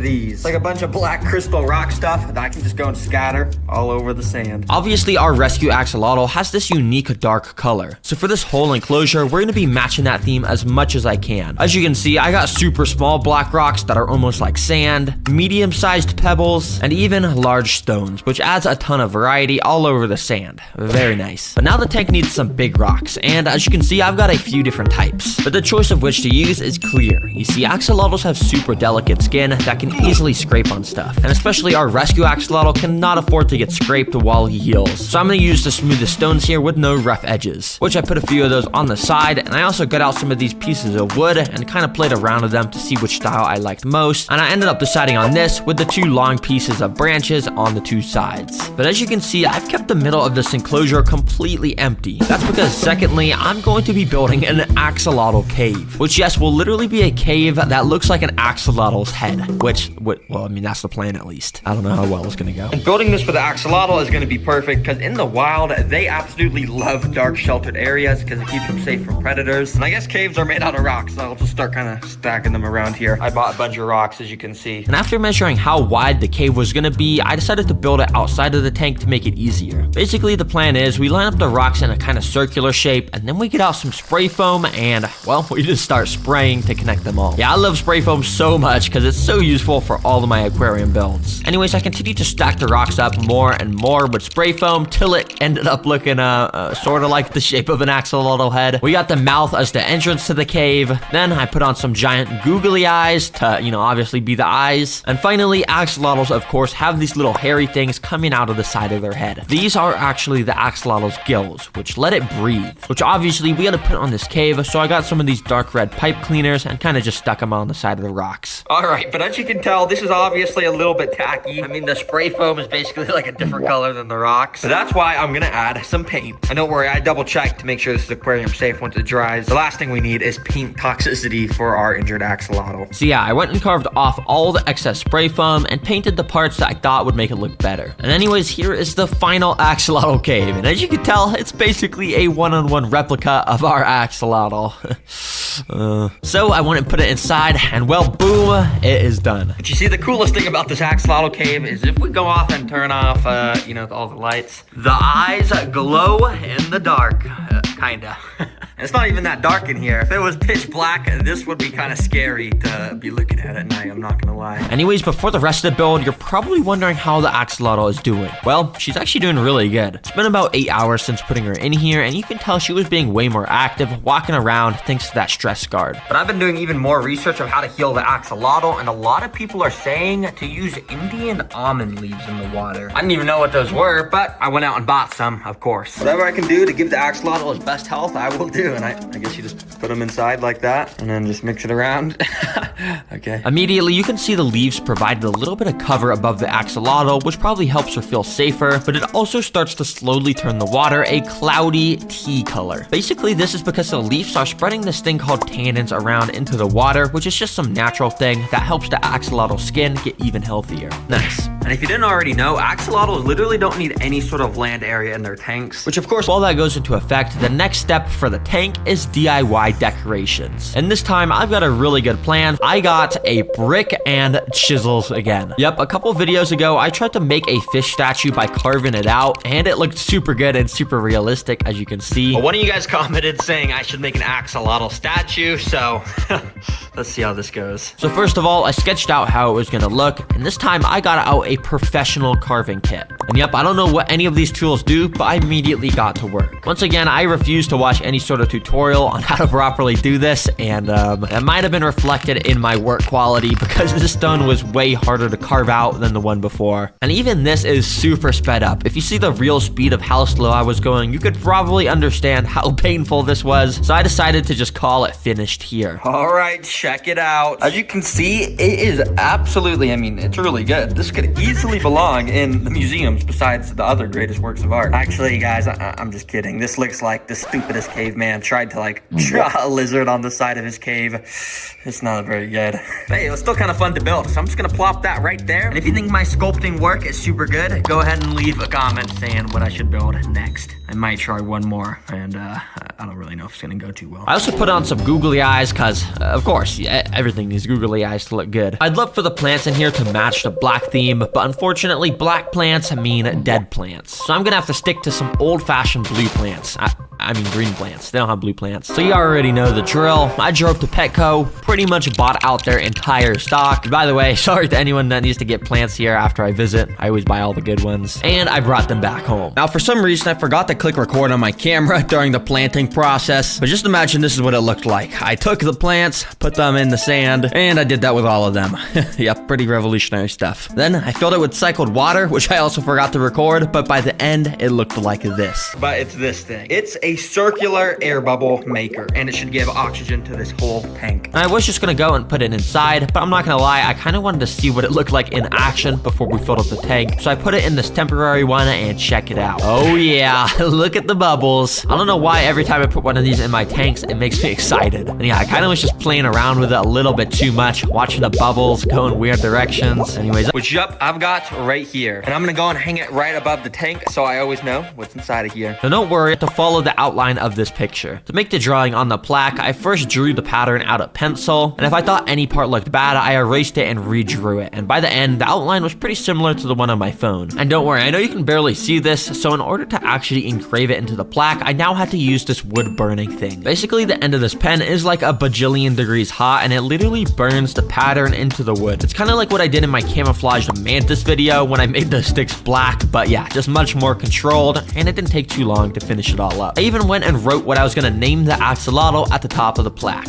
Yep, I'm naming it Black's the Axe. axolotl in parentheses. Because obviously it's a black axolotl. I feel like that name fits and it rhymes. Black's the axe. Anyways, let's hang this up. So I went and hung it above the tank. It's time to get the axolotl inside and do tons of other fun stuff with him to give him the best life after being injured. Oh, Blacks, I got some good news for you. I don't know if you've ever been in a proper enclosure, but what I'm about to add you to definitely is. So I brought my new friend over to the enclosure and let him free. Immediately, he was already super active, exploring around the whole thing, which was a good sign. But I'm gonna be obviously doing more than just watching this guy. I have all these fun things that I want to test with this guy real quick. And the first one is food. Let's test 3 different food sources. They're axolotl pellets. I have a feeling that he's not gonna like eat it as fast as those worms. That was like literally under a second, but let's try. Now this time, let's just say the axolotl wasn't too interested because it took seconds before she even did anything. But she did end up putting her nose right up to the pellet to figure out what was in front of her. You see, axolotls have pretty bad eyesight, so they usually rely on their nose to scope out stuff. And here, after giving the pellet a very, very thorough sniff, she eventually took a bite at it, tasted it in her mouth for like a second, and ultimately spat it back out.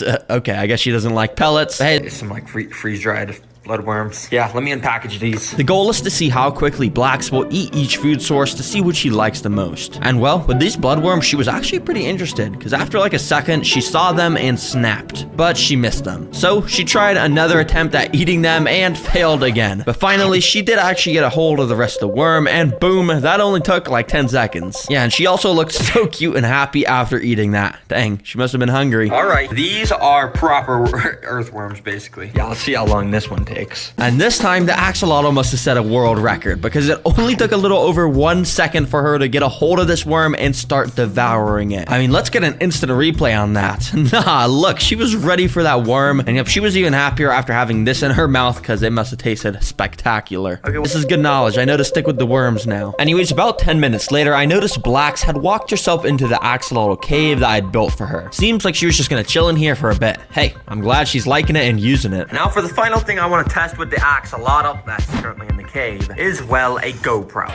Yep, I've got a GoPro that I'm gonna stick underwater and do some fun stuff with it. All right, click record and let's switch to this camera, baby. Okay, I'm gonna start going underwater. And yeah, after getting it to the bottom and kind of just sticking it inside the cave, you can see the axolotl's body was actually right here. Yeah, it's kind of hard to see since the axolotl matches the color of the rocks, but yeah, she was just chilling in here. To see if I could lure her out, I actually went and picked up some more of her favorite food, which is the worms, of course. At first, I was kind of just waving them around in there, but she didn't really see them. Well, that was until this, when I put the worm a little deeper in, and just like that, the axolotl took it straight from my grip and was now devouring it. Yep, Blacks will never pass up on the opportunity to eat a nice juicy worm, and she was not letting me grab it back, so I decided to just let her have it. And if 1,000 ants had to fight a black widow, what would actually happen? Would the spider's venom come out on top, or would the sheer number of ants overwhelm her? Well, in this video, I'm gonna test ants against that and tons of other interesting scenarios to see how strong ants really are. Anyways, I brought them to the recording area and opened up the package, and I was kind of surprised by what I found. Nah, are they in here? Oh my gosh, okay, there actually is like 1,000.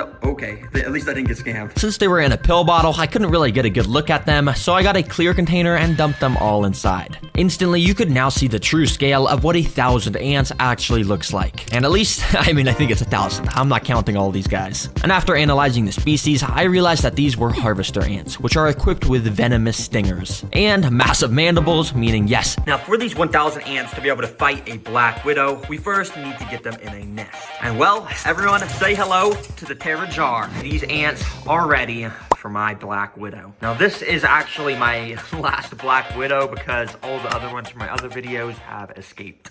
Yeah, don't tell my mom. But anyways, I went and put the black widow in a container so you guys could get a good look at it. And as you can tell, it has that insane, iconic red hourglass abdomen. Wait, sorry. This is my pet robot black widow. This is not the real one. Here is the real black widow. As you can tell, it's extremely creepy. And under its glossy black abdomen is where the red hourglass is located. These guys have an insane amount of venom, so if it even bites a single ant, it's safe to say it's gonna be a goner. Anyways, here is the tank where the final battle will take place. I went and put a few sticks from my backyard, then I put in the black widow. Immediately, she started climbing all over the sticks, and I went and waited a little while she sort of settled in and found a nice spot to rest. Once she did, I went to the ant nest, scooped a good amount of the workers into a tube so we could get this battle started. Let's get these ants in here. Let the games begin!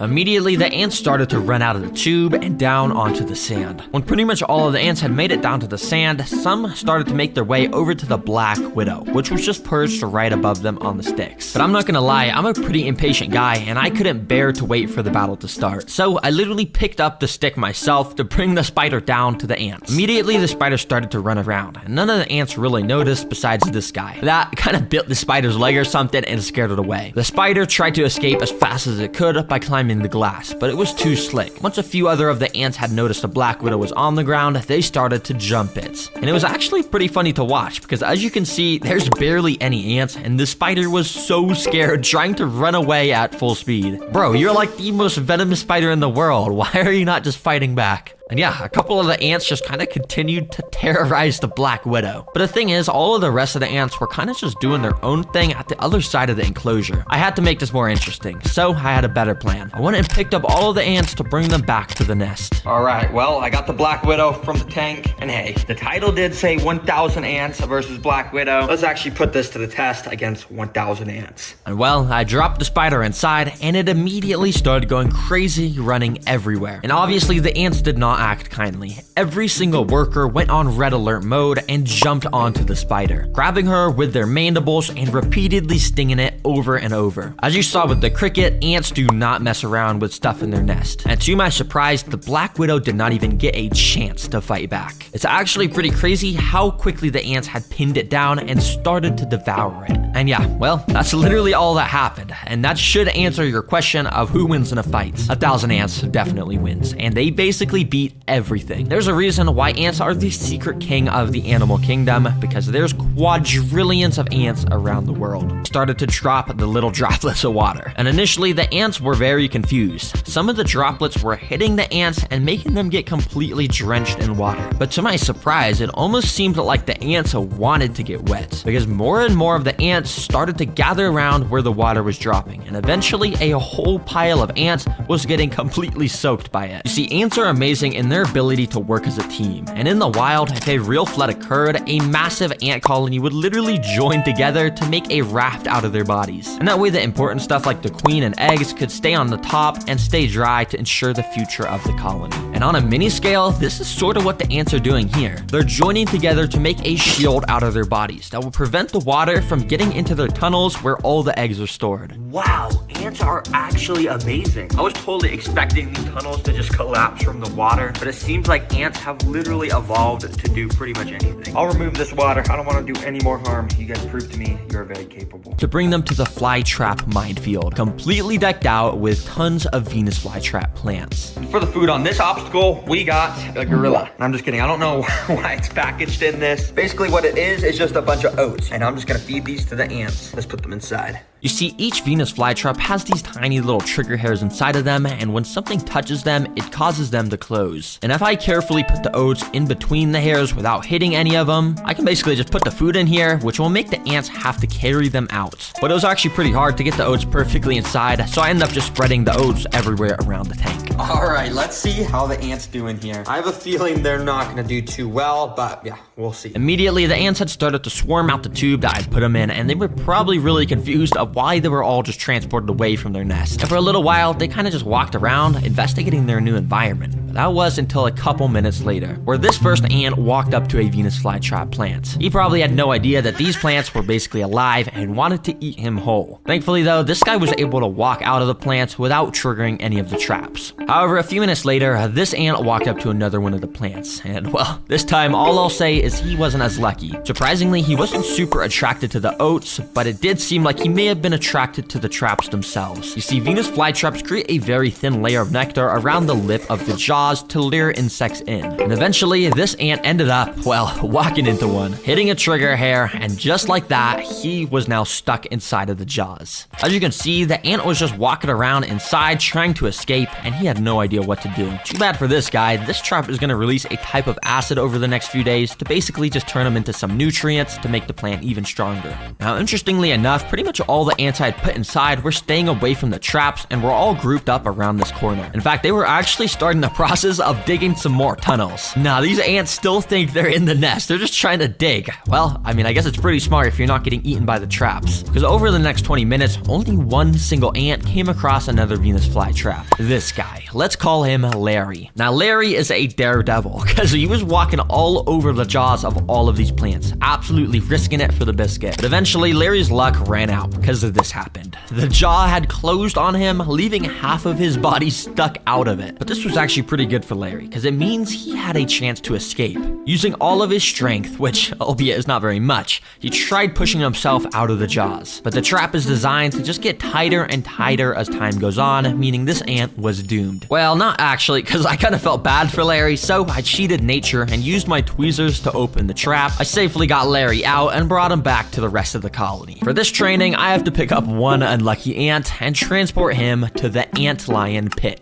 If you don't know what an antlion is, well, this is it. It's just a tiny little bug that has actually evolved over millions of years to be an expert at taking down ants. Basically, when you go and put them on the floor, they start to dig themselves under the ground, and then they just go around digging. And I have 9 more of these guys, which I spread across the whole tank. And as you can see, they all dig around, making these little lines in the ground. But after waiting a few hours, you can see that each of the antlions had actually dug out their own little pits in the ground, and when an ant walks into the bottom of them, they're basically cooked. All right, ant, I'm gonna put you right at the start. And at the end, I'm gonna put some breadcrumbs so you can bring back to the colony if you survive this. And without further ado, I let the ant loose. Let's see if he can get the bread to feed the colony. Immediately, he started to explore around the sand area. He had no idea that he was constantly walking near these pits of death. And eventually, he took a wrong step and stumbled inside of one. These pits are specifically designed to make the ants trip into them, but the antlion at the bottom must have been sleeping or something because nothing happened and the ant was just able to walk out. But if you look closely, this caused the antlion to wake up. He was now active and armed, with his mandibles now throwing up sand in case the ant walked in again. And over the next few minutes, the ant did just that. He kept walking inside of the pit, but the antlion just could never quite snap on the ant at the right time. Well, that was until this. You see, this is paused footage, but basically if we unpause it, you can see exactly what happens when an antlion gets a hold of the ant. The antlion started to bring the ant underground, and within a few seconds, it was like there was never anything even here. I thought it was over, and you could tell by the sand moving that the ant was getting pulled further and further underground. But all of a sudden, I saw this. A little bit of the ant's head had poked out of the ground. He somehow was fighting back, and must have been using its stinger to try and escape. I immediately rushed back and recorded with my other camera, and what I saw was so weird. The ant had somehow made it out from under the sand, but it wasn't trying to escape. In fact, it was using its front legs to try and dig back under the ground. Bro,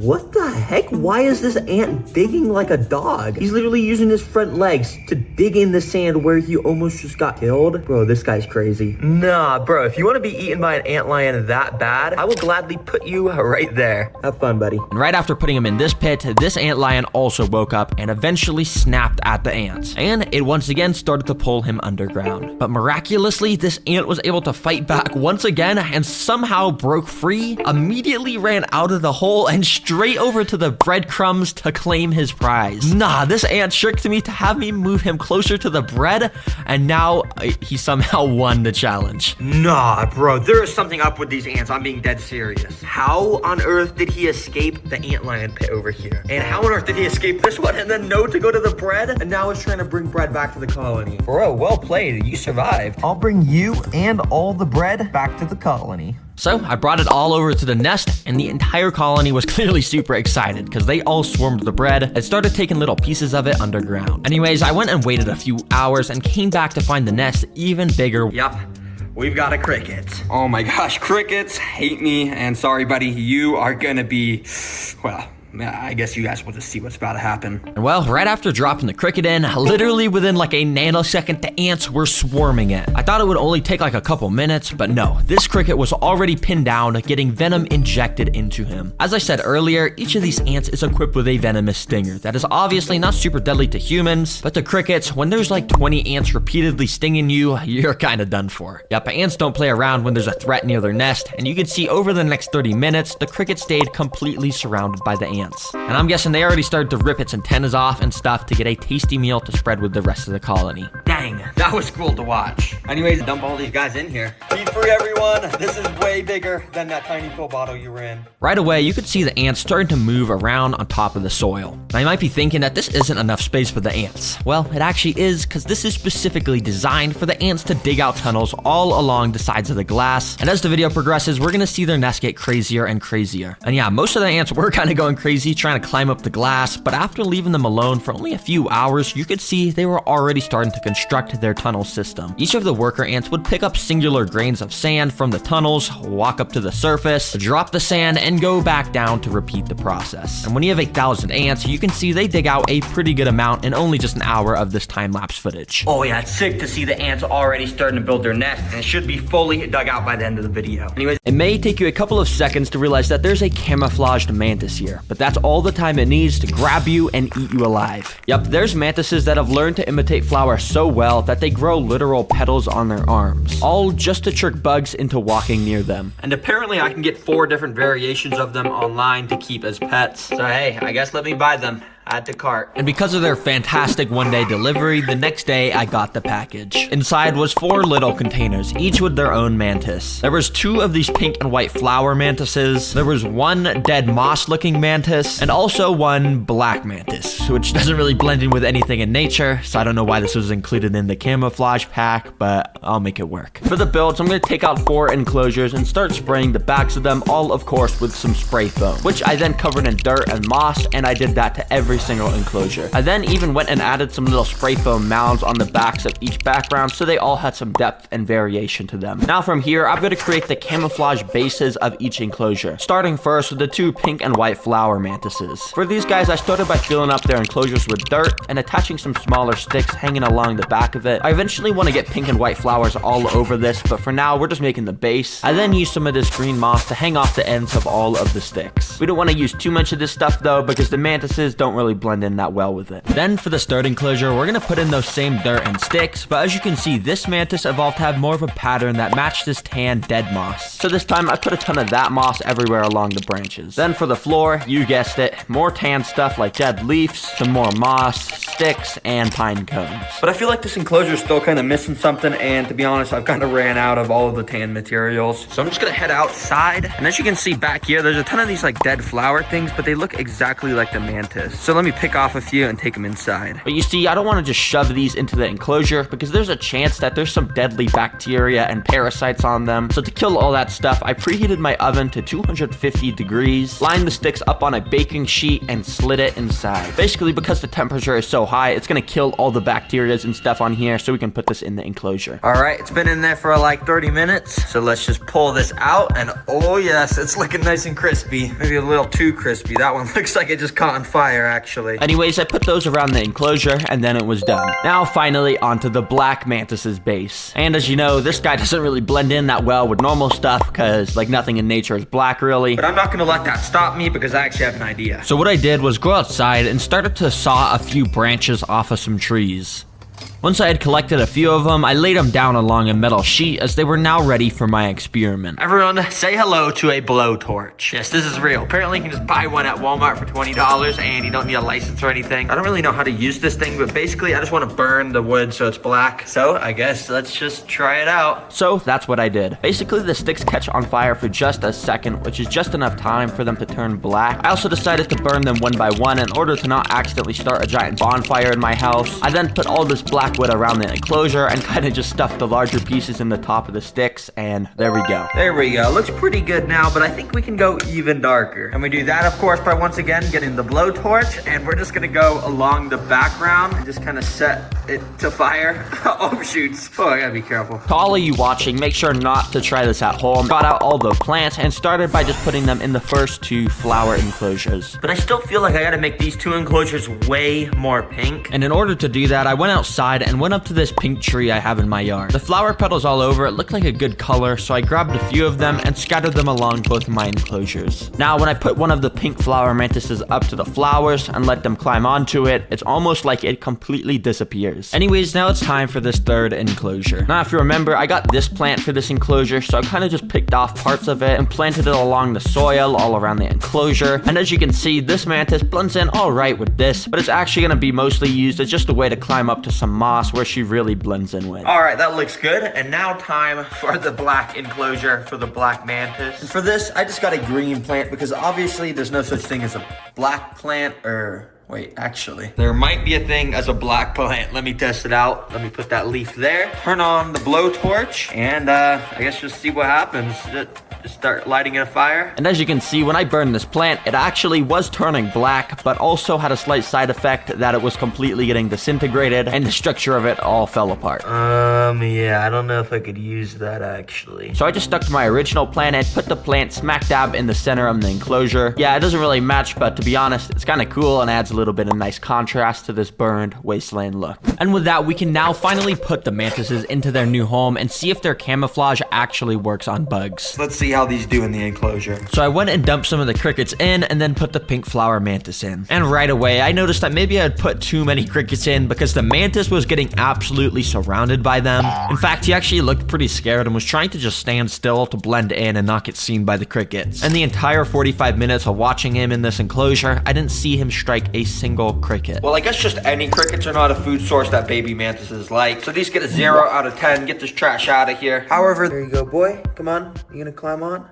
Hello? Now for the first food source for this guy, I'm gonna be using literally just the size I never get for my videos because, I mean, look at them. They're like even smaller than my fingernail. But anyways, let's put these inside the enclosure. Right away, one of the crickets started to climb along a flower. And I don't blame you if you couldn't see the mantis here because it's in its prime camouflage territory. If us humans have trouble seeing a mantis like this, I can say for a fact that this cricket definitely couldn't see it and it made a grave mistake of walking too close. The mantis quickly struck at the cricket but missed. But the mantis wasn't gonna let that stop him. So the next time the cricket came around, he charged up an attack and jumped off the leaf. Yeah, and that kind of just kept happening over and over. I guess they're scared of extra small crickets or something. I still think there's room for improvement with this black mantis because I have one more prey I want to try and feed them. So I'm just gonna go and let this guy loose in the enclosure. For this guy, I'll be feeding him flightless fruit flies, which is the tiniest of all the preys I've had, meaning it's probably the hardest to catch. But I've also heard mantises love flies, so let's see. Now, it turns out that doing that burnt wood for this enclosure was actually a good idea because the mantis was just chilling on one of the sticks, waiting for a fly to walk by. And after leaving him alone for a minute, I actually came back to a flightless fruit fly in his hand. It's a pretty cool shot to see the black mantis on the black stick eating a black fly contrasted with that white background. But I did kind of want to see him strike one of the flies, so I ended up putting him on a white lid and put a fly right up to his face. Right away, he struck at it, and yeah, he started eating this one too. Even though mantises are just some simple little insects, I think they have one of the coolest eating processes out of any animal. This next mantis is a bit bigger and I'm 100% confident he's gonna eat the next food source. Let's go and put him in the enclosure. There you go, boy. They're fast and hard to catch, but they're very nutritious. The mantis ended up walking onto this plastic lid that I had put in the enclosure, so I ended up just putting the roaches on that. And literally instantly, the mantis noticed them and turned on his predator mode. Right away, he struck at them and missed. But he wasn't gonna let that stop him because then he struck again, and this time he got a perfect hold of the roach. Using their sharp claws, they basically hold the prey in place and lock them so they can't get out no matter what. Then with its alien mouth, it sucks the juices out of the roach while it's still alive. Yeah, it's extremely brutal, and the whole time the roach was just squirming its little antennas around, but there was nothing it could do. There we go. That's what a mantis is supposed to do. So I think I'm gonna give the roaches 8 out of 10. Old fish tank has a live fish and frogs. And just look at this monstrosity. Yeah, this is not even a fish tank. The water is straight up black, and somehow it says there's fish and frogs alive in that. How is that even possible? I need to save those guys. So in this video, I'm gonna buy that tank, completely revamp it into the best fish tank ever, and save the fish and frogs that are somehow still alive inside of it. So first, I had to, of course, drive out to the cellar and fork up the $20 needed to buy it. See, normally a fish tank for $20 would be a good deal, but this thing has a whole list of problems. But anyways, it's mine now, so we're just gonna go take it home and, you know, run some diagnostics. We're just gonna see if these fish are gonna be able to survive. Let's go. As soon as I got home, I got out some water testing strips. And after swishing them around, I figured out that there was a bunch of problems with the current water. I needed to get the fish and frogs out of there as soon as possible. So I quickly got a temporary tank, built it up, and added some healthy quick start bacteria to make it safe for the fish. And of course, I can't scoop the fish out of this straight up sewage water. Yeah, I can't even see through it. So I quickly set up a filter And after a few hours, I was able to see through the water. All right, it's 100% clear now, and if there's fish in here, I'm gonna scoop it out with this net. Oh, did you just see that right there? It's a good thing these are still alive. Let me get you out. Thankfully, the frogs were still okay, so I scooped them out. And eventually, I even found the fish all still in good health. I identified the frog species as African dwarf frogs, which are able to survive fully underwater. And the fish was the species of black coolie loach, which is this weird snake-looking thing. But of course now, it's time to focus on transforming this. I honestly can't get over how bad this is, like genuinely, who built this? And to start the process, this thing needed to be cleaned. So I drained out the sewage water and got rid of it. And of course, I took everything else out because, yeah, we don't really want any of this nasty stuff.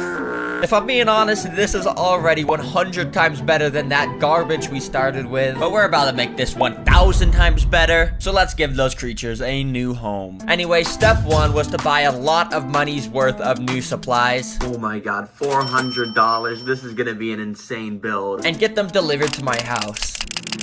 But for step two, we gotta actually get to building and, there we go. And to start the build, I'm gonna recreate that plastic arch thing that was originally in the tank. And I'm gonna base the entire theme of the new tank around that. Just obviously, I'm gonna be using real rocks, not plastic trash pet store rocks that are dirty. Yeah, this is so bad. Get this out of here. Anyways, the build was pretty simple. You just place rocks in and then glue them together. And then repeat that like a billion times. And after literally 4 hours, the cave arch structure was done. And I know, it might look like trash right now with all that exposed foam and stuff, but trust me, it's gonna look good soon. And speaking of looking good, let's get to the next part where we add in the floor and decorations. First, I'll do the floor, which I'm mostly gonna be making out of this aqua soil stuff. But I also kept some of the original soil from the trash tank because while it was dirty, it was actually some pretty good soil. But of course, it needed to be cleaned so I wasn't getting deadly bacteria and viruses in my new tank. So to kill all that stuff, I decided to boil it in some boiling water. Yeah. Alright, it's been boiling for a little bit and it's probably killed all the bacteria and stuff. But I was thinking this kind of looks like soup, so I'm just gonna go and see if my mom will try and drink it or something. I don't know, let's see. I made some soup. Do you want to try it? What kind of soup is it? It's dirt. No, it's mushroom. Okay. Is it really mushroom? Yeah. No, like actually it is. You can No, just... it's not. No, it's not. It's raw. No.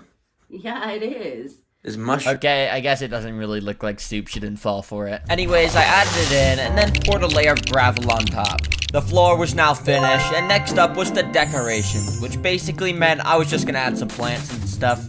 Yeah. For the plants, I got a delivery that cost $100 from some aquarium website, and I got straight to planting them. First, I covered the whole top of the cave in this moss stuff to make it look like grass was growing on top. Then for the rest of the plants, I just, put them around the aquarium, as you do. Finally, I scattered some rocks and wood around. I just, forgot to record that part, so, just imagine this is footage of me doing that. Okay, the whole base of the tank is now complete, but this is honestly kinda average. Rocks, plants, every aquarium has that. And I'm transforming this into the best aquarium to give justice to the poor frogs and fish, meaning I still have a lot of work to do. Next up on the list is to add custom technology in here that'll make the tank actually cool. And the first technology I got is this little water pump. And to show you what it does, let me fill the tank up with water, plug it in, and yeah, boy, it makes bubbles. Okay, maybe it's not that cool, but it is important to have this so oxygen can spread around the tank. Nice. Anyways, this next technology is actually cool. I was just wandering around Walmart yesterday and saw this little robo fish that apparently can swim around in the water by itself. That is too cool to pass up on, so of course I bought half of their stock. And on the packaging it says it even changes colors in the water. That's sick. But I don't really know how this works, so I guess I'll just press this button and, oh, the fins are moving. Okay, let me put this in the water. Wait, bro, look at this thing. This is actually pretty cool. Wait, I gotta get these other ones in here. Let's see. Okay, all the fish are in here, and this just looks like an aquarium now. I'm not even gonna lie. Bro, the actual fish are gonna be so confused when they see these ones in here. That is gonna be so funny. Anyways, for now, I'm gonna take them out, and later I'll be adding them back in with the live fish to see how the live fish react. This is an automatic fish feeder. Basically, I just gotta set it up on the side, fill it up with all types of tasty food, and now I just press this button on the side, and it'll drop food. Yeah, that's pretty cool. Or I can set it to be automatic every 12 or 24 hours. But there's no fish in here, so let me just take this food out so it doesn't get moldy and stuff. Okay, now the final technology, and this, to be honest, isn't anything special. It's just a water filter and a water heater, which is just some basic necessities to make sure our fish and frogs are able to thrive. And speaking of those guys, it's almost time to see how they're gonna react to the new transformed tank. But before then, I'm gonna first add in some friends for them. And I've got a lot of stuff. The first species I added in was a bunch of ghost shrimp, which, you know, are shrimp. They clean up the tank and stuff. Thanks, guys. But actually, this is a pretty cool species because as you can see, they're kind of see-through. And because of that, you can literally see stuff inside of their body. Like this guy just ate some moss. And because of that, you can see some green inside of his body. Wow. The next species I added in was 2 new African dwarf frogs and 5 more coolie loaches. And yes, these are the same species of fish and frogs that were in the original tank. And that's because those species that we already have are all social animals, and it wasn't ideal to only have the 2 frogs and 1 fish that we started with. The final species I added in was some neon tetras, just because, well, they look cool and they swim around schools and they look cool. Yeah. Well, all the friends are added now, so of course it's time to add the original frogs and fish inside. Be free. Okay, well, that's kind of anticlimactic. Well, they're in here now, and I'm pretty sure they're gonna live an amazing life, so that's good. But now that it's transformed, this is the best part of the video, where I'll be doing stuff like seeing how the fish react to the robot fish, and also I'll even be hatching live prey from eggs to feed the frogs and fish some live food. And speaking of that live prey, let's get to hatching that now, because it's gonna take a little while to get those hatched. These are brine shrimp eggs, which to start the hatching process, we're basically gonna get a pot, throw a bunch of ingredients in there like a soup, and put in a heater, a light, and a pump. And yeah, basically these shrimp are gonna hatch in about a day, probably. I don't know if I set this up right, but I guess we'll see. In the meantime, I had to, of course, test out the robot fish in the aquarium, so, be free. Right after adding them, the first fish to encounter them was the little school of neon tetras. At first, they seemed pretty chill about it, just ignoring it and going about their normal life. That was until one of the robot fish started to rush at them at max speed, and, they all got extremely scared. One of the frogs was also chilling on top of the cave when another robot fish came swimming in towards them. Yeah, he was not gonna have any of that. But the thing is, most of the fish were inside of the cave, so I wasn't able to see their reaction. So, of course, I put all the robot fish inside of it. And, yeah, they kind of all got stuck, and I couldn't record any of the fish reactions because it was too dark. And since I couldn't even reach the robot fish to get them out, they're just gonna be a permanent addition to the cave. Nice. Anyways, I let a day pass so that I could come back to the brine shrimp eggs being hatched. And while it looked like 99% of the eggs hadn't hatched, if we zoom in a bunch on my bad quality iPhone camera, you can see thousands of little dots swimming around. Those are the brine shrimp. Listen, I didn't say they were gonna be big, okay? So I got my water sucker, sucked them up, and was ready to feed the fish. I first put a little bit of the shrimp right next to a lone neon tetra, and within seconds he started going crazy. It even attracted the attention of some of the other tetras, and soon multiple were sucking up all the tasty shrimp. Next up, I put some of the brine shrimp near a frog, and at first he seemed to not care, but then he started to, of course, devour them too. I guess these brine shrimps taste good. Dang. Finally, I put some of the brine shrimp near a coolie loach, and I was expecting this guy to start eating them too, but he kind of just, yeah, he just swam away into the darkness of a cave. Bruh. Well, even though I found this aquarium as a piece of garbage, I'm happy I was able to completely transform it and give a new home to the poor fish and frogs that were alive in it originally. I've gathered the craziest animal videos on the internet. Here they are. For our first crazy video, these guys were exploring a beach cave when this happened. Yeah, they got absolutely pummeled by a bajillion flies. Like, bro, what do you even do in that situation? You probably accidentally breathe in so many of those flies. Hey, I guess it's a little bit of extra protein. Okay, you are about to see a bear go above and beyond for a meal, because apparently there's a little worm bug thing in the soil under this tree, and when the bear saw it, he walked up to the tree and he did this.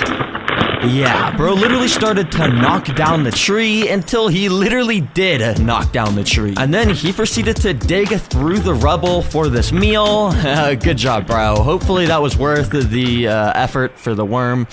Nice. Okay, someone has to explain this video in the comments to me because it makes no sense. Obviously, you can see a bird in front of an iPad, but then this bird starts to use the iPad like a human can. And it starts swiping through the pictures, not randomly or anything. Like, actually, this bird knows what it's doing on the iPad. And eventually, he gets to a picture of a sandwich and literally zooms in on it. And he starts doing a happy dance because apparently he loves sandwiches. What? I genuinely think this bird might be smarter than me. I'm not even gonna lie. Okay, I know the quality on this video is so trash, but it's literally because it's just so insane. Because if you look closely, this is a bee and this is a nail. And this bee is pulling the nail out of the wall. Yeah, and that's like the whole video. Like, is that not insane how a bee is pulling a nail out of the wall? This is either the strongest bee ever, or this is the weakest nail ever. Anyways, yeah, he pulled it out so you could go inside the hole. It's actually very smart. Okay, I feel like something could go terribly wrong in this video, because if you can't already tell,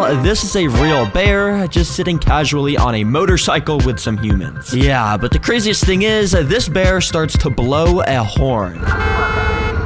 Nah, they trained this bear to be the car horn.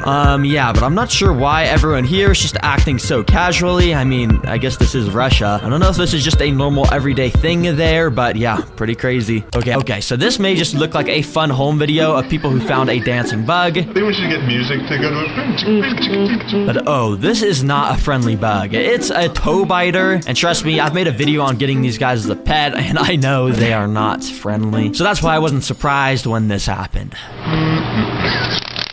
Okay, bro, I just thought that scream was too funny to not show. Let's see that one more time. This might be the most evil pet owner ever, because look at this. Rocks, paper, scissors. He taught his bird to say rock, paper, scissors, shoot, and then he put him in front of a mirror to infinitely play rock, paper, scissors with himself. So yeah, this bird is in a never-ending game of rock, paper, scissors. Is anyone gonna tell him he's playing against himself? Okay, I'm not sure what's up with bears acting like humans in this video, because this security camera caught a bear that walked up to this family's car, and for some reason it got up on its hind legs like a human, and using its arms, it just opened the car door casually and started rummaging through the car. I have no clue how it just knew to open the door like that, but yeah, apparently it just ate all the food inside and then just walked away. Animals are getting too smart. Now, I found some pretty cool videos of shark cage encounters like this one, where the shark very angrily slams into the cage with its mouth open. To be honest, I don't know why people willingly go inside these cages. It looks pretty scary. But if you didn't know, the clips just get crazier and crazier as the video goes on. So obviously in this next clip, the shark that attacked the cage was even more aggressive. The shark grabbed onto the cage sideways and literally would not let go. Everyone was screaming inside, but don't worry, I think they're all safe because they were also laughing.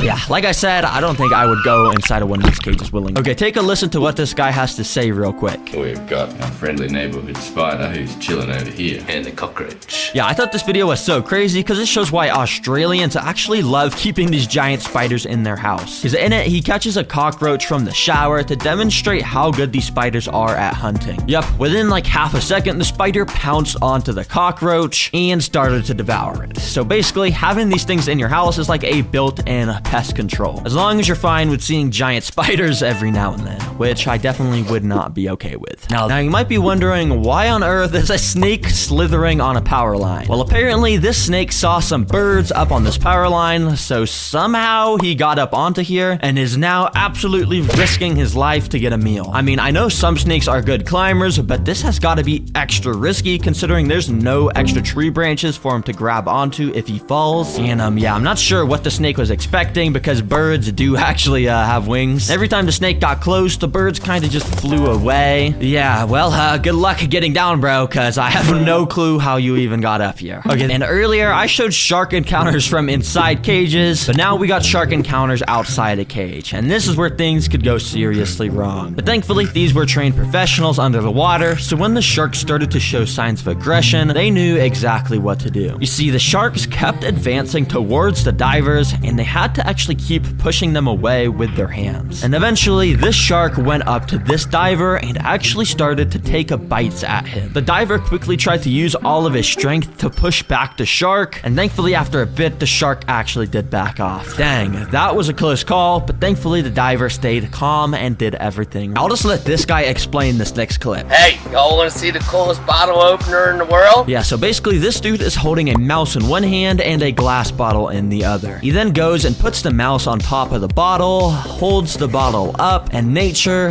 does its thing. Break time! Like, what the heck is going on? This is genuinely pure chaos. Whistles, screaming, car horns, and a billion bugs. Nah, bro, never put me in this situation. Okay, this video basically shows an orangutan from a zoo interacting with a dog. And you won't believe how locked in this dog gets at the orangutan. Because for some reason, the orangutan starts to try and annoy the dog by banging on the glass, which gets the dog so mad. Yeah, this dude looks like he wants blood.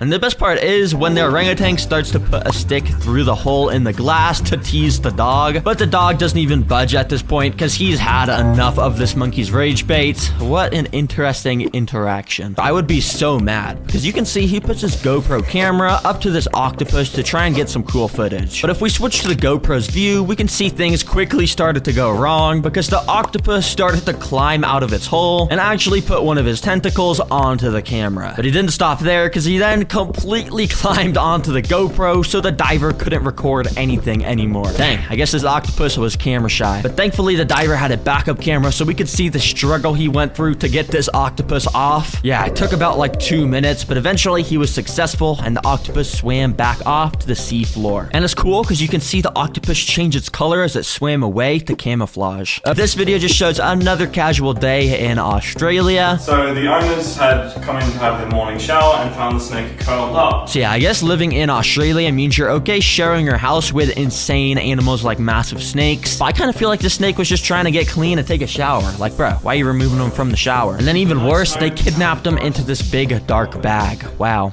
That is just, that's evil. Now, this one's actually pretty crazy. You see, this dude is an ultra hummingbird enthusiast, but usually hummingbirds are impossible to get close to. So he built this super cool contraption, which he fills with nectar, straps to his head, and then the birds will fly extremely close to his face to drink it. And as long as he doesn't move at all, this just lets him watch and study his favorite birds for hours. Now, this is actually pretty wholesome. Everyone drop W's in the comments for the red hat. Okay, so we all know the story of the tortoise versus the hare. Well, some people actually recreated that in real life.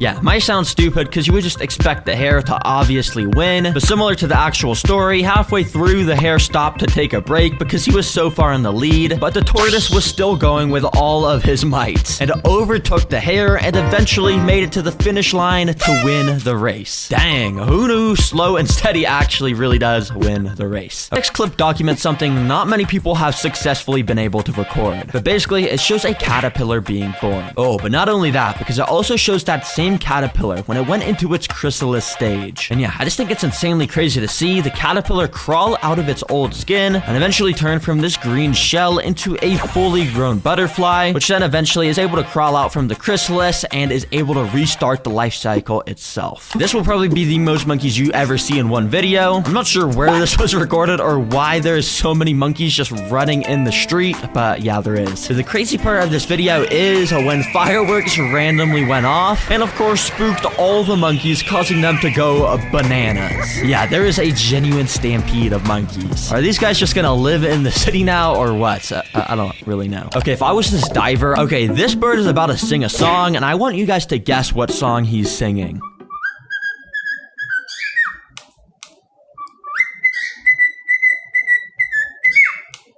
Yeah, he's singing the If You're Happy and You Know It song. And the craziest part is when he taps the beak on the table at the part where you're supposed to clap your hands.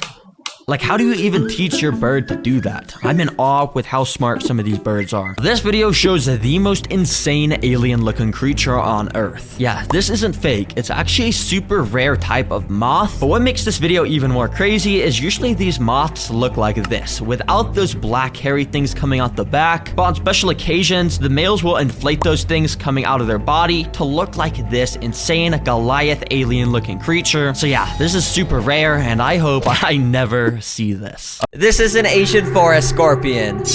But right now, he's living in a pet store with a small cage, no water, and he literally just has dirt. So I'm gonna spend $500 to give this scorpion the dream life he deserves. I want to give him unlimited food, an actual diverse ecosystem, and I even want to simulate weather events that the scorpion can experience in the wild. I actually had to build it from scratch because apparently the people who made it were too lazy to do that themselves. Anyways, I have tons of materials to build all sorts of stuff for this enclosure. But firstly, I'm gonna create the rainforest backdrop. These scorpions live in the jungle and the wild, so I'm gonna build the jungle in his enclosure. To start this off, I need to load some silicone into my gun and cover the whole back of the glass with it like this.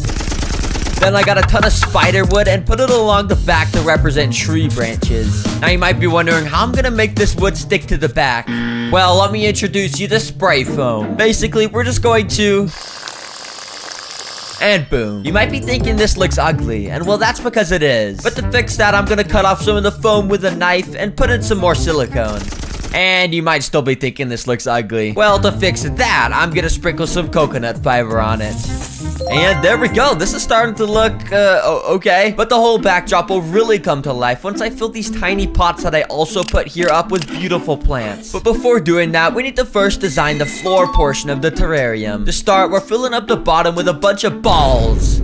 Clay balls, to be exact. This is gonna be our drainage layer to make sure there won't be any mold outbreaks in the scorpion's dream home. Because you know, that would probably be bad. Anyways, I cut out some window screen and put that above the balls so I could fill it up with some substrate. We're gonna need at least 6 inches of substrate in order for the scorpion to be able to dig little burrows for himself. Which, if you remember, the pet store scorpion had barely an inch of dirt. He is probably so sad. So, let's finish his dream home. Asian forest scorpions love coconut fiber, so I'm mostly using that. But I'm also gonna mix in some wood chips and sphagnum moss with it to make it look more natural. Wow. But the floor wouldn't be completed without some decorations. So first, I put in some cork bark and moss, which scorpions love to hide under. I also added a little shallow water tray so the scorpion could get a nice drink of water without drowning. Finally, I sprinkled some rocks around for good measure. This is starting to look really good. Psych! It's about to look 10 times better because now I'm adding in the plants. Remember, these scorpions are from the Asian rainforest. So to replicate that, I'm gonna find the most colorful plants I can. Off to the flower shop I go. I'll be there soon. And of course, I went to the best place to get plants, Walmart. Place your item. Now, surprisingly, they actually did have a few pretty nice colorful plants. So I picked out some that I liked.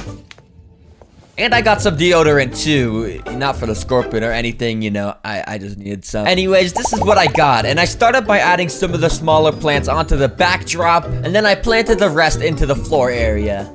The chunk of the rainforest was now complete, but while it's pretty, it's definitely not a dream home. In order to make it a dream home, we need to spoil the poor scorpion by creating custom technology in his enclosure, like a literal insect dispenser that will deliver live insects straight into his mouth, plus even more, but we'll start with the insect dispenser. Now, to be honest, I basically have zero skills on building stuff, so I'm definitely not making some fully automatic crazy wired machine. Yeah, sorry. But what I will be doing is making a fun little slide for insects to slide down straight into their doom. To do this, I got a small acrylic tube and used some silicone to stick it at an angle to the wall. This will let me drop little feeding insects in, then watch them ride the slide of death. But to make sure there's a 0% chance the insects escape, I'm spraying some slippery Fluon stuff along the inside of it so they can't even grip on if they wanted to. I also have some other technology to put into the dream home, like this rectifogger. To use it, I basically just attach it to the side of the terrarium like this, and then I fill up the reservoir with water. Now when I turn it on, it does this. Wow, very cool. I mean, that's not needed or anything, but it makes the tank look really cool and rainforesty. For the final step of the dream home, I bought tiny little bugs called isopods that I'm letting loose into the enclosure. Come on, get out. Get out. Isopods are basically the holy grail of bioactive terrariums because they do everything from cleaning up waste to stopping mold outbreaks. I mean, the scorpion will probably eat them, but it's worth putting them in because of all of their benefits. Well, I'd say this is pretty good for the dream home. Now it's time to surprise that Asian forest scorpion. So I went to the same pet store and sure enough, it was still there, just laying there very depressingly. I'm gonna save you. And of course, saving the scorpion meant forking up $21 so I could buy it. Let's go, baby. Remember, I built all of this stuff for the scorpion, so I want to see how he reacts once I let him in. But before adding in the scorpion, I figured I should probably give it a name so I could stop referring to it as just the scorpion. And since scorpions are so menacing and scary with their venomous stingers and sharp claws, it's gonna need a menacing name to match. So everyone, please say hello to Sir Fluffsalot. Isn't he so cute? Anyways, I was having trouble putting Sir Fluffsalot into his new home, so I had to resort to putting on gloves because I was too scared of getting stung. Get off. No. Don't climb that. Do not climb out. Let go. Eventually, I was able to push him out into his dream home, and he absolutely loved it. Okay, to be fair, I don't know if he actually loved it, but he probably did, because he was, like, walking around and stuff. Anyways, now I want to utilize the insect dispenser, a dubia roach, and maybe he'll eat that. Roaches move around a lot more than mealworms, so this may activate Sir Fluffsalot predator instincts more. The dubia roaches scurried in towards the center of the ecosystem, right where the scorpion was resting. And apparently this roach here is extremely stupid, because he literally walked over to the scorpion and started to climb on it. Sir Fluffsalot tried to warn the roach by giving it a little kick, but the roach didn't really understand that it was standing right next to its death right now, and literally tried to climb into the scorpion's mouth. But despite all of this, Sir Fluffsalot simply did not attack or eat the dubia roach, a mealworm. Mealworms will probably be pretty easy to catch because they like barely even move. Bruh. So I dropped some down the slide of doom and immediately the scorpion noticed. He slowly approached the stupid worms and... what? Okay, apparently he's just stepping on them and isn't even eating them. So I did some research to try and figure out why. And, oh, I'm stupid. You see, scorpions are nocturnal, so most of the day they actually spend sleeping and typically prefer to only hunt at night. And honestly, I don't understand why scorpions get to sleep the whole day, because when I sleep the whole day, I get called lazy and unproductive. But that's besides the point. It seems like Sir Fluffsalot was just trying to get some sleep. So instead, I waited until night and then dropped the final and juiciest prey in, crickets. Now Fluffy was ready to hunt. You may not see him now, but that's because he's sitting in his evil lair right behind a branch. I'm pretty sure he's waiting for innocent prey to stumble into a little hole he dug out right here, and then he'll kill them. Or maybe he's just still sleeping. But after a little while, a clueless cricket walked straight into it and couldn't get out. The cricket thought he was safe, but little did he know that the apex predator Sir Fluffsalot was watching his every move. When the time was right, Sir Fluffsalot leaped in and killed the cricket. Ooh, that's brutal. Fluffy now had a tasty meal for tonight to take back to his lair. The next morning, I wanted to test the fog machine with the Asian forest scorpion, so I turned that on and fog started to roll in. Honestly, I was expecting Sir Fluffsalot to react to the fog or something, but he kinda just sat there. Oh well, this machine will still be useful to make sure I can control the humidity levels and make sure the ecosystem has all the correct conditions. Sir Fluffsalot went from a tiny depressing little box to a big beautiful rainforest that mimics his natural environment. He seems to be enjoying himself, and he's gonna make a good addition to my pet collection. By the way, I just found probably the most alien looking creature on Earth. It is literally a mutant creature with the mouth of a spider, the body of a scorpion, and claws that look like saws. And that's not even mentioning that it has some of the weirdest and creepiest behavior out of any animal ever. But despite how weird it is, apparently there's a website that will sell you one as a pet. So yeah, you guys read the title. I'm gonna build a home for one of these things and actually keep it as a pet. $20, let's just get it. Oh boy. And once I get it, I'll be judging if this alien creature is actually a good pet, and I'll even show it to my mom to get her reaction. Oh my Yeah, she's gonna love it. Anyways, after placing the order, they said they would ship it out in a few days. So in the meantime, to build the enclosure, I got out the tank and a couple big boxes of rocks. Yeah, I got a lot of rocks for this. This is because I needed them to start stacking around the outer part of the enclosure to try to make it look like a cave. You see, in the wild, tailless whip scorpions like to hide in between rocks because, I guess that's just where they feel safe. I don't really know. And to connect the rocks together, I originally tried to use my handy dandy hot glue gun and, glue them, but the rocks were just too heavy and it kept collapsing over and over. Oh my gosh, these stupid rocks keep falling. Yeah, it wasn't really working, so instead I resorted to using some animal safe spray foam like always, and I covered it in a bunch of the big rocks and then a bunch of tiny little rocks, and I repeated that process on the left and right side of the enclosure. And check it out. Hopefully you see the vision I'm going for. There's a cave. We're making a cave. There's rocks on the walls. Yeah, I think it looks pretty cool. Now, this is a good start. However, you'd be dumb to think this is all I'm doing. I'm making this the best enclosure ever, so I can show off all the cool things the alien creature can do. It's gonna be so cool to watch. Anyways, the next step is to do the floor and decorations. And for the floor, we want it to be high quality and cheap, which is why I've got a bunch of these coconut fiber bricks, which are about to expand into a ton of dirt. Seriously, these are so cool. You just add a big tub of water like this. Ooh, I'm getting that everywhere. And over time, it's gonna start to absorb that water and they're gonna expand and become a bunch of dirt, And boom, look at that. It went from those boring bricks to this nice, moist dirt.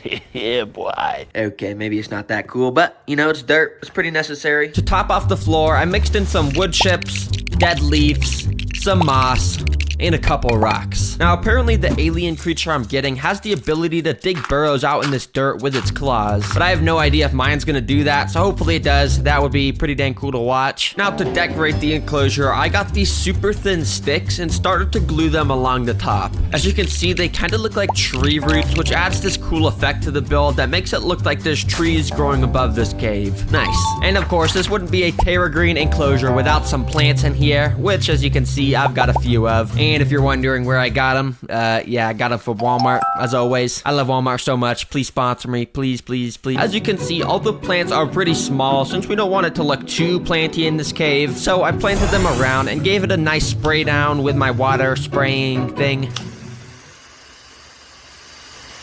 Now, these plants are actually super important because water droplets will gather on top of the leaves, which will easily allow the alien creature to sip them up and get hydrated, which, is good. We gotta make sure he can drink water and stuff. But while I was at Walmart getting the plants, I also found this absolutely majestical stone statue of an alien. Hi, how are you? Because, we're putting a tailless whip scorpion inside of here, which is basically an alien. So yeah, I put that in to finish off the decorations. Bruh, this guy's got a big forehead. That's a real shame. Thankfully, my forehead isn't that big. Okay, the first 3 steps are all complete, but now it's time to get some technology in this enclosure to make it stand out. It's this super tiny Bluetooth speaker, which I buried in the dirt and covered with a leaf. With this, all I gotta do is connect it to my phone with Bluetooth, and I can play stuff like cave noises, which is pretty cool.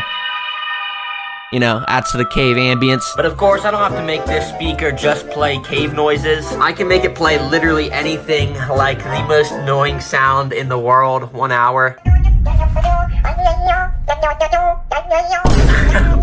What is this sound? What? This is so stupid. Okay, definitely wasn't lying. This is probably the most annoying sound in the world. I don't think the alien's gonna like this if I play this when he's in here. Okay, I get it. Can you just turn off by now? Turn off. Okay. Oh, okay. Please turn off. Please. I had to fill up this container with a bunch of water, and after it was filled up, I put it back on top and finally twisted this knob right here. And now check this out. Out of the end of this tube, a bunch of smoke, as you can see. Or fog, not smoke. It'd probably be bad if there's smoke coming out of it. Dang, that is actually cool. Look, it just comes out. I don't know how a machine just turns water into fog. That's pretty cool. Anyways, this is actually very useful, since as long as I turn this on about once a day, it will keep the humidity levels at a good spot for this enclosure. Also, it's just cool and adds to the cave ambience, And speaking of cave ambience, let's go, baby. So I got out a knife and opened the package up. And oh, here it is. Because you can't really see anything. There's paper towels everywhere. Okay, hold on. Let me open this up. I then very carefully removed the lid and paper towels to expose the alien creature. Oh my my gosh. Is this thing just gonna jump out at me? I have no idea. I'm just gonna close the glass though. Yeah, get that closed. Thank you very much. Now at first it was completely still, and actually I couldn't even tell if it was alive, but eventually I noticed signs of movement, and then soon enough it fully started to climb out of its container. Very creepily, it slowly made its way over to a rock to go into hiding. But it wasn't just any rock. Of course, it was the rock with the alien statue on top. Bruh. Well, I told you guys this was an alien. Only an alien would go under the rock with an alien on top of it. But anyways, as I said at the start of the video, I'm gonna be pranking my mom with this thing. But before I do something like that, let's just see what it's capable of by trying to feed it something. I don't know. Let's just put some food in here though. And after doing some research, it turns out that tailless whip scorpions absolutely love crickets. And thankfully, I always have a bag of crickets. And immediately after putting them in, they actually all looked very happy. These stupid crickets really thought that this was their new home, and they were just going around eating moss. Well, little did they know that this home actually belongs to my tailless whip scorpion, and unfortunately for one of the crickets, it made a wrong turn. It walked straight into the crevice of the rock that the alien creature was sitting inside. I thought for sure that that cricket was a goner, but miraculously, about a minute later, it walked out the rock unscathed. A little later, I saw the alien creature in a different spot hanging onto a wall. And just like before, a cricket walked straight up to it. And in fact, this cricket was extra stupid. He started to walk right in front of the alien's literal mouth. Bruh. But for some reason, the tailless whip scorpion was not eating it at all. Okay, it's the next day and I figured out why the alien creature in here isn't eating. It's because this species is partly nocturnal, and as you can see, I just have massive studio lights shining super brightly on here. I guess he just doesn't want to eat in the light. So anyways, I want to let this guy just kind of adjust to the new home for about a week, and I guess I'll just come back then and we can do the rest of the stuff. In the meantime, here's this cool video by Aquarimax Pets of the same species eating, if you're wondering what that looks like. Yeah, it's pretty cool. Anyways, let's get back to the content. Okay, this is the absolute best part of the video because I'm gonna show my mom this alien creature and then I'm gonna prank her. And if you're wondering how I'm gonna prank her, just take a look at this thing. It's basically a one-on-one model of the tailless whip scorpion. And yeah, I'm basically just gonna throw it at her. She is not gonna be happy. But anyway, she's not home right now, so I guess I'll just cut to when she is and we'll show her this. Okay, you can come in. All right, so I just got a new pet, and I just want to show you it. Okay. Now come stand over here, and you can try and tell what it is. I just want you to guess what kind of pet I got. Oh my gosh, it looks super cool. Where's it at? Can you see anything in there? I'm trying, my heart is. Okay, well, it's hidden behind this rock, but... Shut up, dude. Do you know what it is? No. If you look very Wait a closely second. back under that rock, there's something right there. Oh my god, dude, I'm scared. For some reason, she couldn't really see it, so I gently woke it up with a spatula, and here's her reaction. Oh my god, dude! What the heck is this? You see that? Seriously? You No, see that? no, yeah, that's alien and mindfulness. Oh It's an alien in my there. goodness. Anyways, I have this fog machine, so we can put some fog on it, and that's pretty cool. That's super cool, but seriously, where did that come from? I don't know, the space or something? Space. Okay, anyways, that's all I gotta show you. Do you think it's cool? No, dude, it looks so freaking weird. Yeah, it looks like evil. Well, it's a good thing you'll never have to see it again. Okay, bye. Now that she had seen it and left, I got the one-on-one model out and put it on my hand. This is gonna be really funny. Okay, could you come back in here? I just forgot to show you one thing. Oh my god, dude! Dude, You wanna say Devin, hello no, to it? no, go away! Yeah. You're such a dork, that's not even real. Yeah, it's just a piece of paper. Oh my god. What do you rate it out of 10? Oh my gosh. Whew, I don't know, I'm still confused. Okay, Devin. bye. Okay, this is my harvester ant colony. Despite starting from a tiny little tube, over the past 30 days, the colony has expanded to an entirely new level. Over the month, I've documented their lifestyle, including them hunting, building shelter, eating, and more. I even introduced special predators and prey in order to simulate real-world scenarios in the wild. To understand how this all started, we gotta go back to day 1, where my entire colony was confined to a single tube. But while they may be small, they are already extremely powerful. To demonstrate this, I'm putting a live mealworm inside. The colony immediately went into defense mode, and the workers swarmed the worm. While half of the ants used their mandibles to crush the worm's exoskeleton, the other half gathered around the queen and larvae to protect them from the potential threat. Using their stingers, they injected a potent venom into the worm to paralyze it. The mealworm stood no chance. The colony was getting way too big for this tiny tube, and they were even trying to break their way out. So I figured now is a good time to expand them into a bigger home. This is a hybrid nest, and it's gonna be their new home. So I connected vinyl tubing, and soon enough, one of the ants started to walk towards the new nest. After discovering it, she traveled back to her home to tell the rest of the colony about the newfound land. And slowly, over the rest of the day, everyone moved into the nest.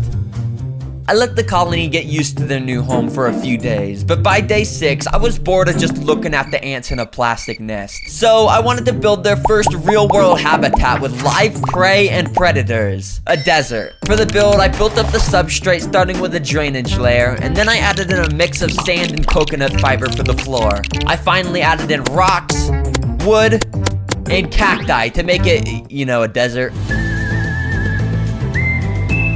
The desert was complete, so I connected the ants with another vinyl tube, and quickly a couple workers ventured into the uncharted territory. While the ants liked the desert, they had to be careful to avoid the deadly predators. Anyways, I wanted to add a desert-themed prey into this habitat to give the ants a solid protein source. So let me introduce you to Mexican jumping beans.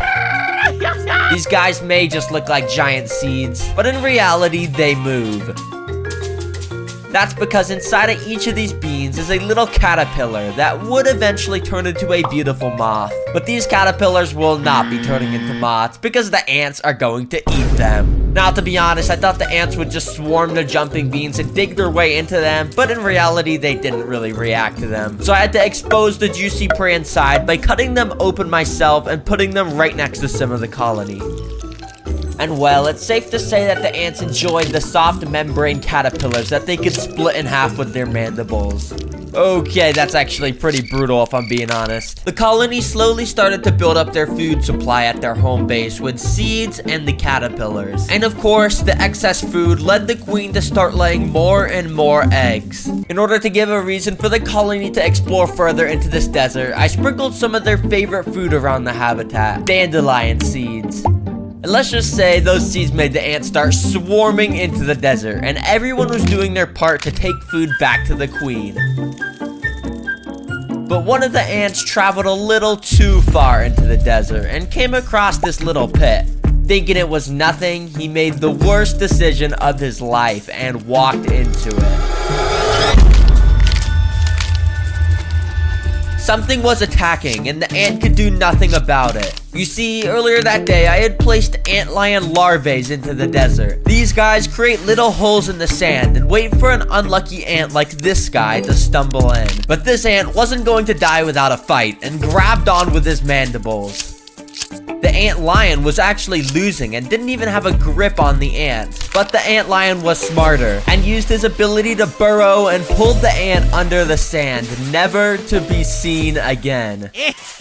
So to prepare for all the new ants, I'm gonna build another entire habitat for the ants to explore with all new predators and prey. So in this weirdly shaped terrarium, I'm building a rainforest. Honestly, it's a little complicated on how I built it, so I'm just gonna show you these sped up clips, and there we go. I'm gonna first fill up this rainforest with some Kentucky bluegrass seeds. And then I've also got some flightless fruit flies for the ants to get even more food. Of course, where there's food, the ants will venture. And within a few minutes, the ants were swarming their new habitat. The flightless fruit flies were the perfect size for the ants to hunt. And literally single ants could bring them back to the nest. But this wasn't just a food-filled dreamland. There are predators here, and this ant is about to figure out the hard way. As I'm about to introduce a fierce predator into the rainforest. Something menacing with excellent eyesight and sharp venomous fangs. Everyone, please welcome Jeremy, my jumping spider. Aww. I haven't fed Jeremy in days, so I expect him to instantly start eating the ants. Wait, what? Okay, it turns out Jeremy is a little bit camera shy and just instantly went to hide in some plants. I tried to push him out so I could film him eating some of the ants, but he just went and hid at another place where I couldn't even see him. Well, Jeremy is in this rainforest, and when he does decide to come out, these ants better be careful. I'm going to create a sandstorm. So I brought over my hairdryer and turned it on. The sand started to fly everywhere, and the ants that were out exploring had to try their best to cling onto the grains of sand that they could. But over in the rainforest, fog had started to roll in, and a thunderstorm appeared out of nowhere. This rain will play a vital role in making sure the ant colony has enough water to sustain their entire colony. With one wrong turn, the ant makes its way towards a carnivorous Venus flytrap. The ant slightly stepped onto it, not knowing its life could end at any moment. Foolishly, it fell for the bait, as Venus flytraps produce a sweet nectar to attract insects.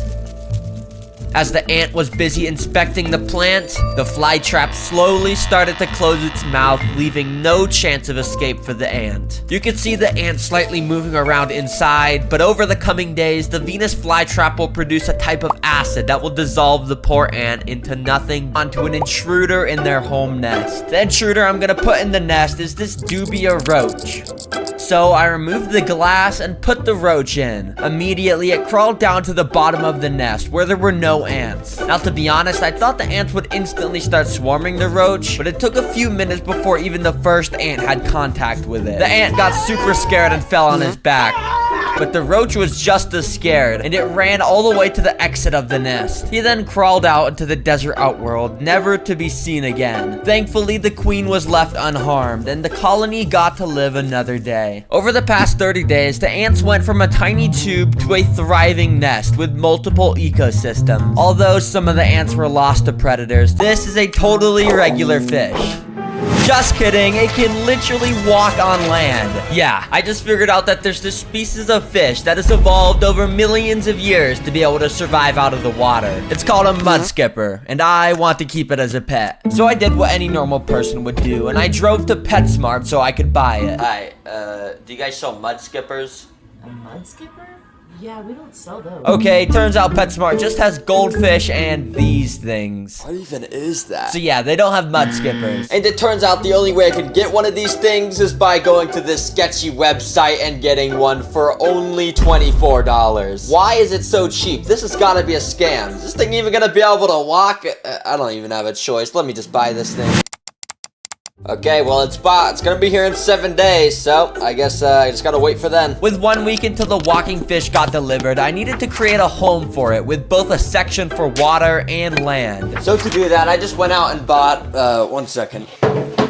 This. It's a 40-gallon terrarium, and I'm gonna fill it up with this. I'm just kidding, there's more. A lot more. So yeah, basically a lot of stuff, because I want to make this be a dream home for my mud skipper that will have tons of awesome stuff, including a literal parkour course to figure out if the $24 mud skipper will actually be able to jump out of the water. I'm gonna use these rocks to lay out the foundation of the enclosure to separate the land and water areas. So I laid some of the rocks out, but then I eventually ran into a problem. Okay, I've just run out of small rocks while building, and the only rocks I have left are way too big. So you know what time it is.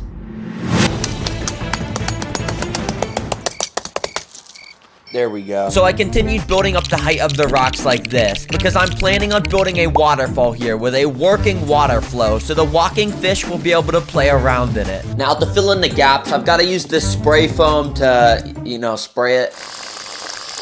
Now this is where the build gets fun, because now I get to use this little pump to make the waterfall actually work. Now to be honest, I don't really know how I'm gonna do this, but I need to somehow send water from this pump up the rock, so then it can somehow flow back down into the water area. Okay, so I guess I'll just try and use this tube that the pump came with, and try and send it up over the rocks like that. Well, I guess let me go get some water and fill this thing up so I can see if the waterfall actually works. All right, moment of truth, let me plug this in.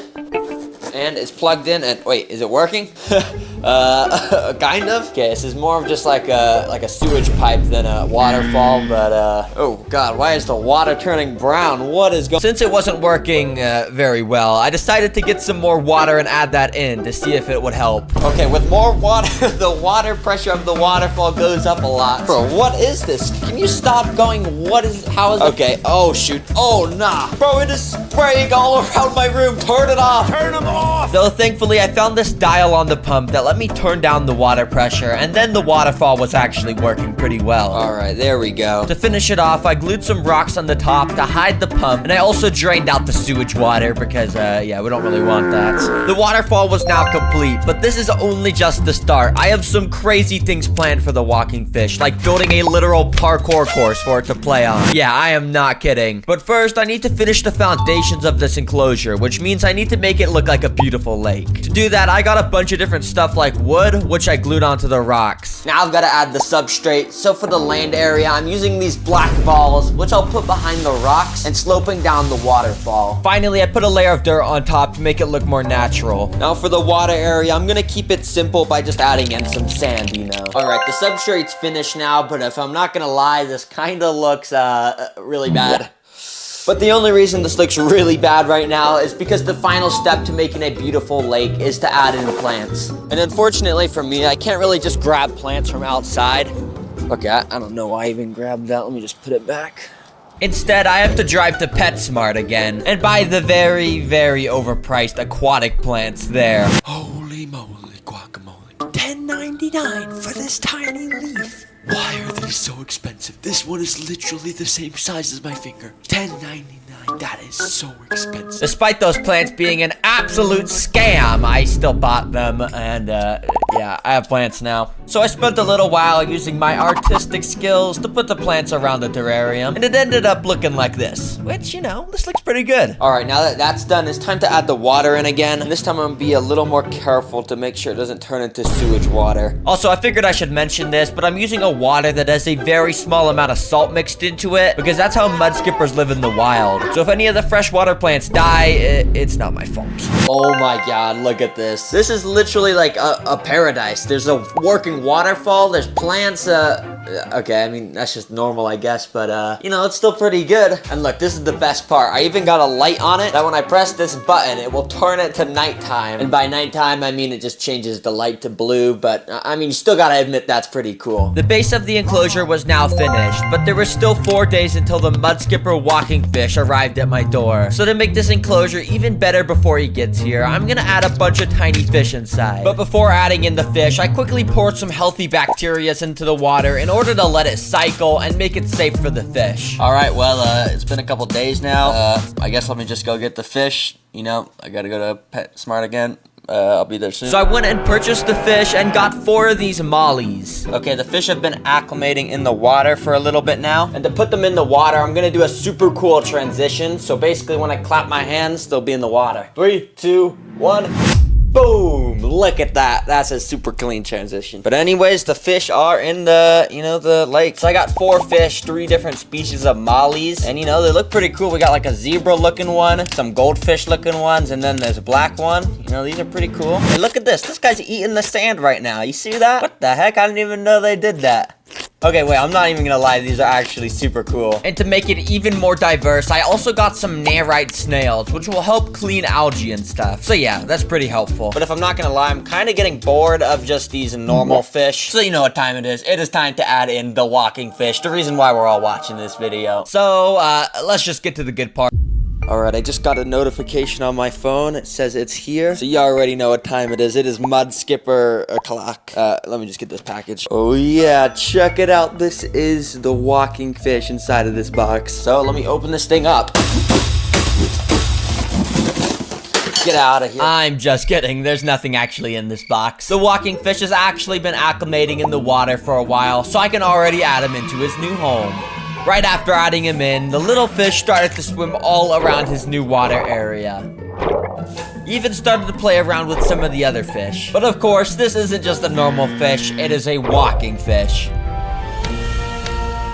And this little guy clearly knew how to do that very well. Oh my god, this guy is just walking around on land. This is so cool. Mud skippers are able to defy the law of fish because they have not only the ability to breathe through their gills like all fish, but also through their skin while it's still wet. So in fact, mud skippers will actually spend more time out of the water than in the water. So I don't really know if they can even really be considered a fish at that point, but I mean, it still looks like one. But the best part of this video is coming up now, where I'll be feeding the mud skipper all types of food, including live insects, to see which he likes the most. Then I'll build him a parkour course, and if he can successfully complete it, I'll give him unlimited of whatever his favorite food is. But of course, this little guy's first gonna need a name. So after searching through thousands of options, I came across the perfect name. This walking fish will be called Franklin, because I just feel like he looks like a Franklin. Anyways, let's feed Franklin straight to dropping them in front of Franklin. This time he was under the water, but that didn't stop him as he tried to eat the worms right away. Although there is a reason why I said he tried to eat the worms, because he failed so many times at trying to eat it.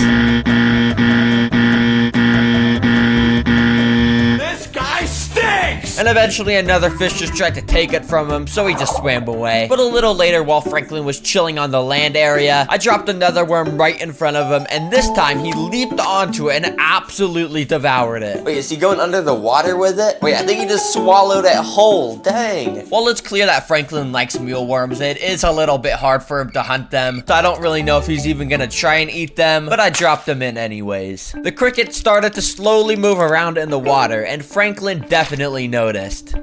Franklin got into position and waited for the perfect moment to strike. And as soon as the cricket moved again, okay. Well, it turns out the cricket scared Franklin away and he just hid under the water. I have 200 of them in this little container, but I only want to feed him a couple of these, so I'm gonna have to be careful that hundreds of these don't escape around my room. So I'm just gonna try my best to empty a few into here next to Franklin.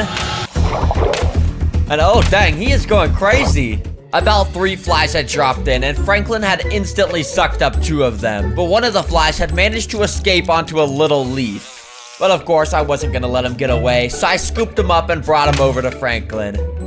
I will be honest though, his hunting skills did need some work, as it took him a couple tries just to eat this tiny little fly, but eventually he got it down. Clearly Franklin loves housefly. Well, now it's time for the best part of the video, where I'll be building Franklin a parkour course to test how good he is at jumping. Now you might be wondering how I'm actually gonna create this, and well, to be honest, I don't know. Like actually, I do not have a plan at all. But I guess I'll just start with something I already have, which is this plastic stuff. And I'll quickly just create some little pillars that the fish will have to jump to. Now we just gotta put these into place in the floor, and boom. Here's the game plan. There's 3 of these pillars that the walking fish will have to go from jump to jump. And if he gets to the final pillar, I'll give him unlimited houseflies to eat, since that's his favorite food. Alright, well the course is built, so I guess I'll just wait and see if he'll complete it. 2 hours later.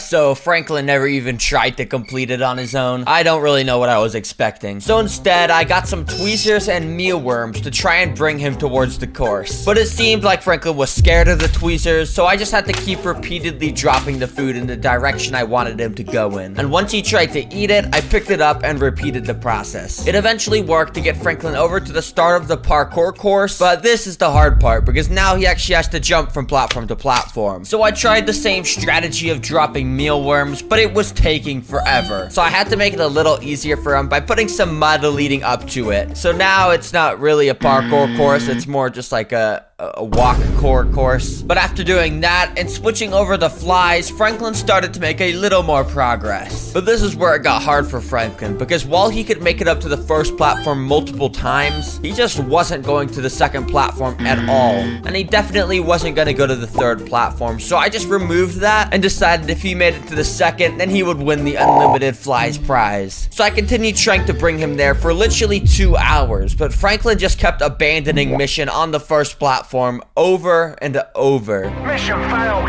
We'll get him next time. So to be honest, I just gave up and scooped Franklin up onto it because I still wanted to give him unlimited flies. Yay, Franklin, you totally just did that by yourself. Now you get unlimited flies. Here you go, boy.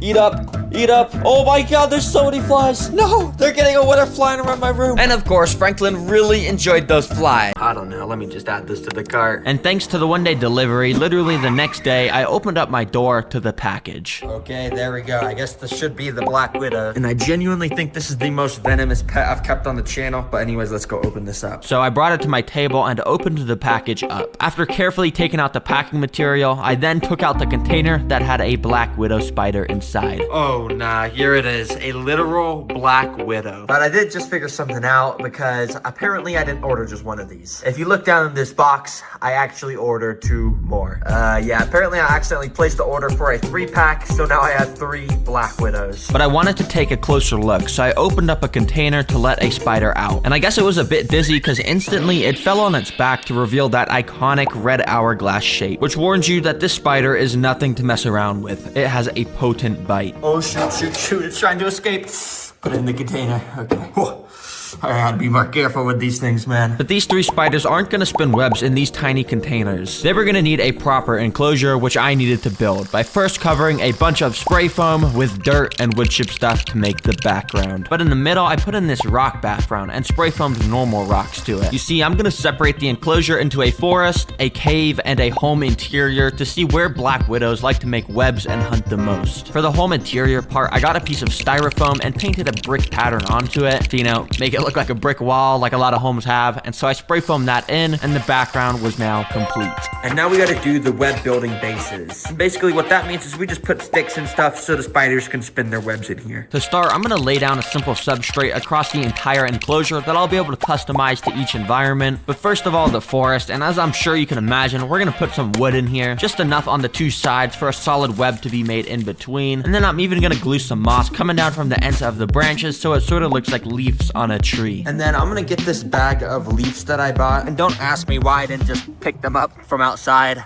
I don't know why I bought these. But anyways, with those, I scattered them along the bottom, so it looked like a forest floor with all the fallen leaves everywhere. And last but not least, I got some tiny rocks and scattered them around too. Just a few, because I gotta save most for the cave. And speaking of the cave, we're gonna start right away by laying down some rocks, because that's pretty much all they got. But as you can see in this photo, there's actually a bunch of these pointy rocks called stalagmites. And I think they would work perfectly in my enclosure, so let me get some. Alright, so I've got a big rock and a hammer right there, so I guess let me just try to carve some of those stalagmites out of this. So I guess I'll just go and try and hit it. I don't really know if this is gonna work, but it's gonna break.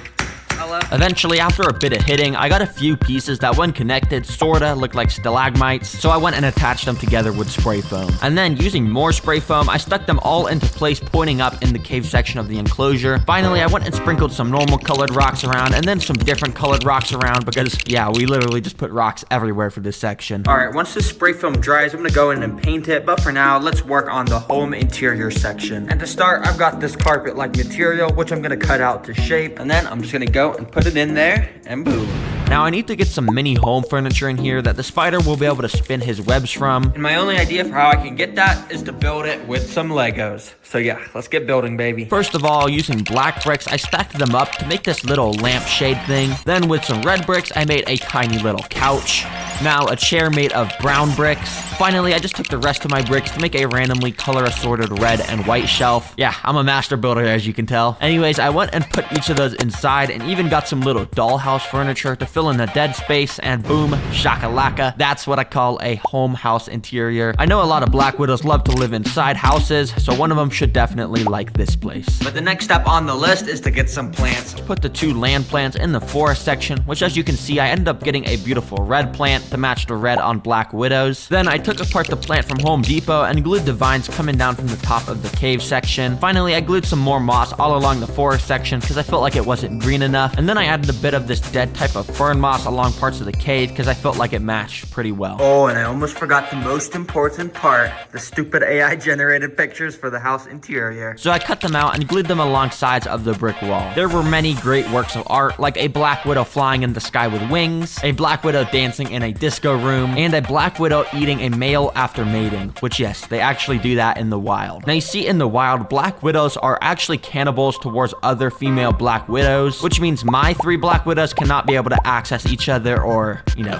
they'd probably eat each other. So I've got these acrylic sheets, which should act as good separators. So I went and measured them to size and then cut them out. There we go, that fits perfectly. And now last but not least, I'm gonna put in one of these reptile foggers. Basically, when you turn this dial, it spits a bunch of fog out the end of this tube. Black widows love a high humidity to make their web, so this should encourage them to do that quickly. And well, I would say this enclosure is now 100% complete, but that does mean I gotta actually let the black widows loose in here, which I'm kind of scared to do, but let's just do it. And as you can see, I've got the 3 black widows in their own little containers. So I've got the first one. Let's let this guy loose into the forest. Then I'm gonna put the second one into the cave section like that. Then finally, the 3rd black widow in the home interior section. And while all the spiders were now in their new home, I took an interest to the one in the forest area. You see, this one immediately started to crawl all around her new home and even made her way up to the roof of the enclosure. There on the roof, you can see she started to walk around with a little strand of silk coming out the end of the abdomen. She was already building a web. Spiders, of course, do this to catch prey, and black widows in specific have some of the strongest silk out of any spider, which is somehow produced in these little silk glands that they have. Anyways, I left the black widow to continue with that, and the next day I came back and opened up the top of the enclosure. You could see the area where she was constructing the web, and now she was hiding in this little crevice. So much for building this enclosure. I built all this forest area just for the spider to make her web right in this little area. Well, at least she has something, because that means now I can try and feed her a bunch of different types of food. I put in some crickets to see if it would eat, and literally right away, one of the crickets jumped towards the spider and jolted him awake, which I guess was a good sign because the spider was now finally moving. But when I tried to bring the cricket back, it scared the spider and it ran away into the cave. I almost lost track of the spider until I came across her again on top of the enclosure where she had somehow escaped to. I tried to feed her a cricket once again, but she just was not having it, so I scooped her back into the plastic container. Well, it looks like this black widow is also not eating, which usually would mean I would go test the 3rd and final food source, which was gonna be just crickets, but a bit bigger. But I kind of have bad news because I don't really have a spider to feed these to. Yes, you heard that right. Since putting the 3rd spider into the house interior section 2 days ago, I haven't seen it at all. It literally escaped my enclosure, and now not only did I have one missing, but I also had 2 more that weren't eating. Now I wanted to start small, and as you can see, these mealworms I bought are absolutely minuscule. They're barely the size of the tip of my finger, but hopefully the spider will still like them. Using some tweezers, I dropped a mealworm straight into the spider's web, and immediately it started to squirm around to try and escape. But spider webs are specifically designed to keep little insects like this stuck in them. All the wiggling around made the black widow come awake, and soon it even crawled out, only to walk right by the mealworm and run away. In fact, this black widow tried to make a grand escape and even webbed down the side of my table onto the floor. Oh, no, do not go under the table, do not go under the table. Anyways, I ended up scooping it into a container where I then dropped another mealworm in front of him, and once again, he didn't want to eat it. Okay, based off the decorations. Oh my gosh, is it a black widow? Yeah, it's a black widow. No, it's not. Yeah, you see those paintings on the wall? Yeah, I do. A black widow? Isn't that cool? No.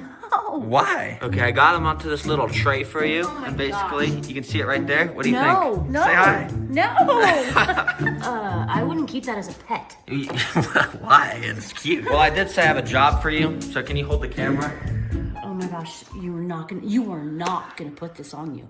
Here, hold the camera. All right, as you see, we got the black widow in a nice little clear container, and I'm just gonna start by literally putting it on my sleeve like this until it crawls out. You see, the plan is to have it crawl onto my sleeve, and then from there, it'll crawl onto my hand. So I basically just waited until it started to crawl out. I have to be super calm right now. But as you could have guessed, of course things went wrong, because as you can see, it just started to grasp onto the edge of the container and not let go at all. I was probably making it pretty mad, so I quickly transferred it to a piece of cardboard. Okay, so I decided to just put them onto a piece of cardboard, and I'll let them crawl out here. And after gathering together a bunch of courage, I just moved the cardboard in front of my hand to let it happen. Okay, I'm gonna do it in 3, 2, 1. Lord Father, Jesus, please.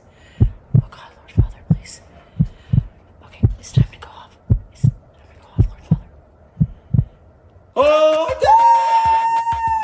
Oh, that was so nerve-wracking. Oh my gosh, how did you feel doing that? The heart was going 500 beats a second. Many animals in nature have stingers to defend themselves, and some of those animals, like the cow killer, have venom so strong that their stings cause some of the most immense pain ever. Oh my gosh, guys, this is super bad. So I went out and got 5 levels of insect stings that get progressively more painful, and I got my friend named Sai to take on this sting challenge. I'm here to get stung by a couple insects, yeah? Sai pulled it out so we could get our first look at it. Sai, what do you think of this thing? It's so small for being something so painful. Yeah, and they say this thing's sting is so strong that it's able to kill cows.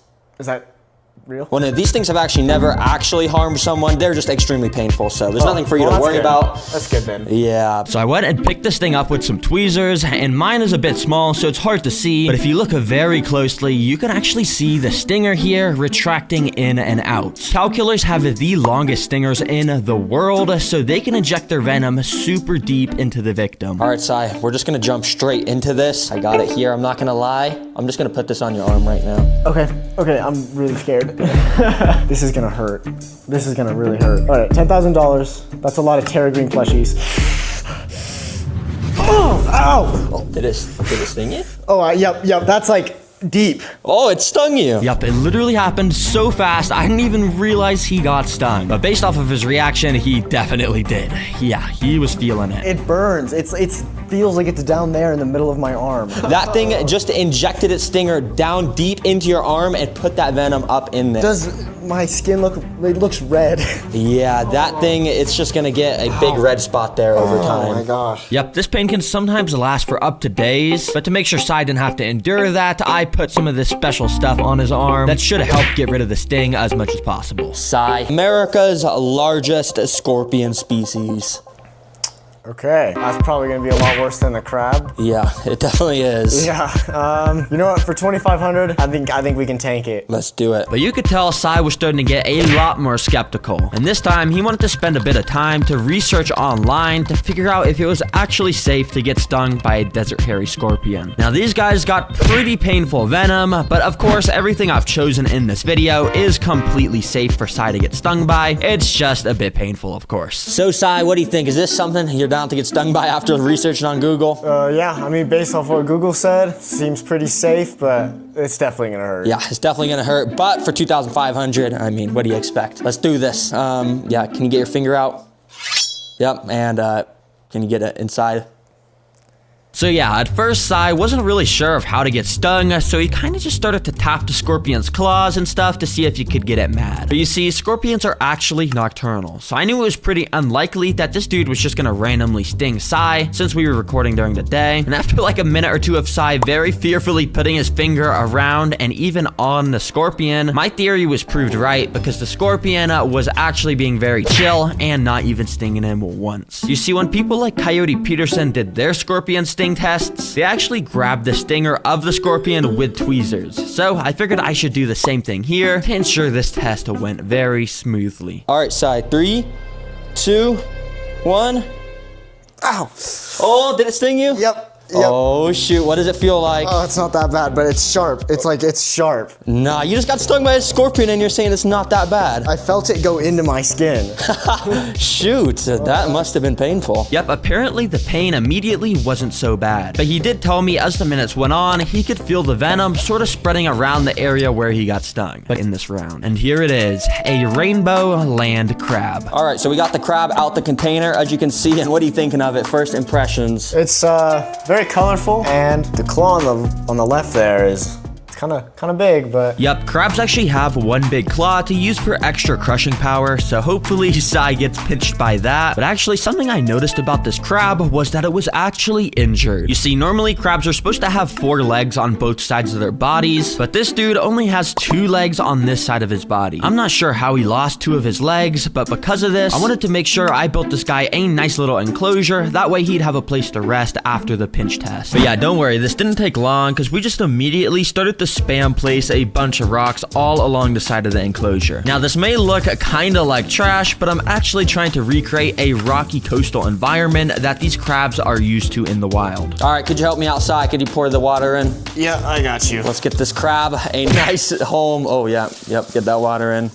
Yep, you're pretty good at He's this. swimming forever. After we got the water in, I started to scatter around some of these random decorations, and obviously I planted some plants in the water. I put some final technology in, like a filter and a water heater, so we could have this build finished. Anyways, yeah, we quickly introduced this crab into the enclosure, and it seemed like he liked it. And he immediately found some nice little places to hide at. But obviously, Sai has a $1,000 to win. Let's do this test. All right, Sai, for $1,000, you can go ahead and take the crab out of the container, and yeah, you can just get pinched. Do it however you want. Just take it out. Let's see how it goes. All right, you're just gonna let it crawl out. Let's see this. So yeah, immediately the crab ran straight up to Sai's finger, and it looked like he meant business. But Sai actually thought the best way to do this test would be to pick up the crab. So yeah, that's what he did. All right, so you got a hold of it. That's a pretty smart move, but all right, his pinchers are ready. All right, let's do it. Go ahead. So Sai started to put his finger up to the claw of the crab, and the crab started to give the most vicious, brutal pinch of all time, as you can see. I'm just kidding. It was barely pinching. What are you feeling? Not much. I mean, he's kind of just sleeping, it seems like. Bro, what is this crab doing? You're holding him in his hand, like, and he's just grabbing on. We're best friends. We're holding hands. I mean, this guy's my friend. Can I keep him? Yeah, actually, it was kind of funny how friendly this crab was. I mean, it genuinely just looks like the crab is hugging Sai's arm here. It's actually kind of cute. All right, Sai, would you say that was easy or hard? I think that was the easiest thing I've ever done. Well, I didn't tell you about the second part of the challenge where you got to let that crab actually pinch your cheek on your face. Oh. Yeah. Well, that shouldn't be too hard. Yeah, he really thought the crab was so weak that he was genuinely smiling and happy to do this. It's licking me. It's licking you. I feel like it is. Kind of wet. Yeah, it is a crab. That's a fair point. But yeah, if you couldn't already assume, the crab also didn't really do any real damage here. He just kind of gave it the slightest little pinch ever. Well, Sai, that might have been the freest $1,000 of your entire life. Possibly. But remember, the only reason I wanted Sai to get pinched by a crab, this is a yellow jacket, and they're known for their insanely sharp sting. So this should be pretty interesting. All right, Sai, let's waste no time. You got the wasp there. He looks pretty angry. For $500, get your arm out and put that cup on your arm. Alrighty. Yup, so we went and put the cup on his arm at the place where he was gonna get stung. All right, Sai, I'm gonna start pulling it out. Oh, wow, this thing is getting mad. All right, I'm just gonna pull the paper towel out and let's see if it stings. It's really mad, Sai. It's getting mad. Pause. By the way, I gotta mention this, but do not try this at home, obviously. As a YouTuber, I've taken tons of safety precautions behind the scenes to make sure this is a safe test. And similar to why Coyote Peterson gets stung by all those crazy bugs, our goal today is to figure out which bug actually has the craziest sting and make an entertaining video. Anyways, let's get back to the wasp. Yep, this dude was furious trying to escape, but wasn't immediately stinging, surprisingly. I think because the wasp didn't even know that there was an arm under him. He might have just thought that this was floor under him. Let me tap the side of the glass. Maybe we can get him mad. Sting him. $500, Mr. Wasp. It's literally on my skin, bro. Just stick it in already. And thankfully, Sai's wish came true immediately after he said that, because this happened. Okay. Wait, you actually just got stung, Sai?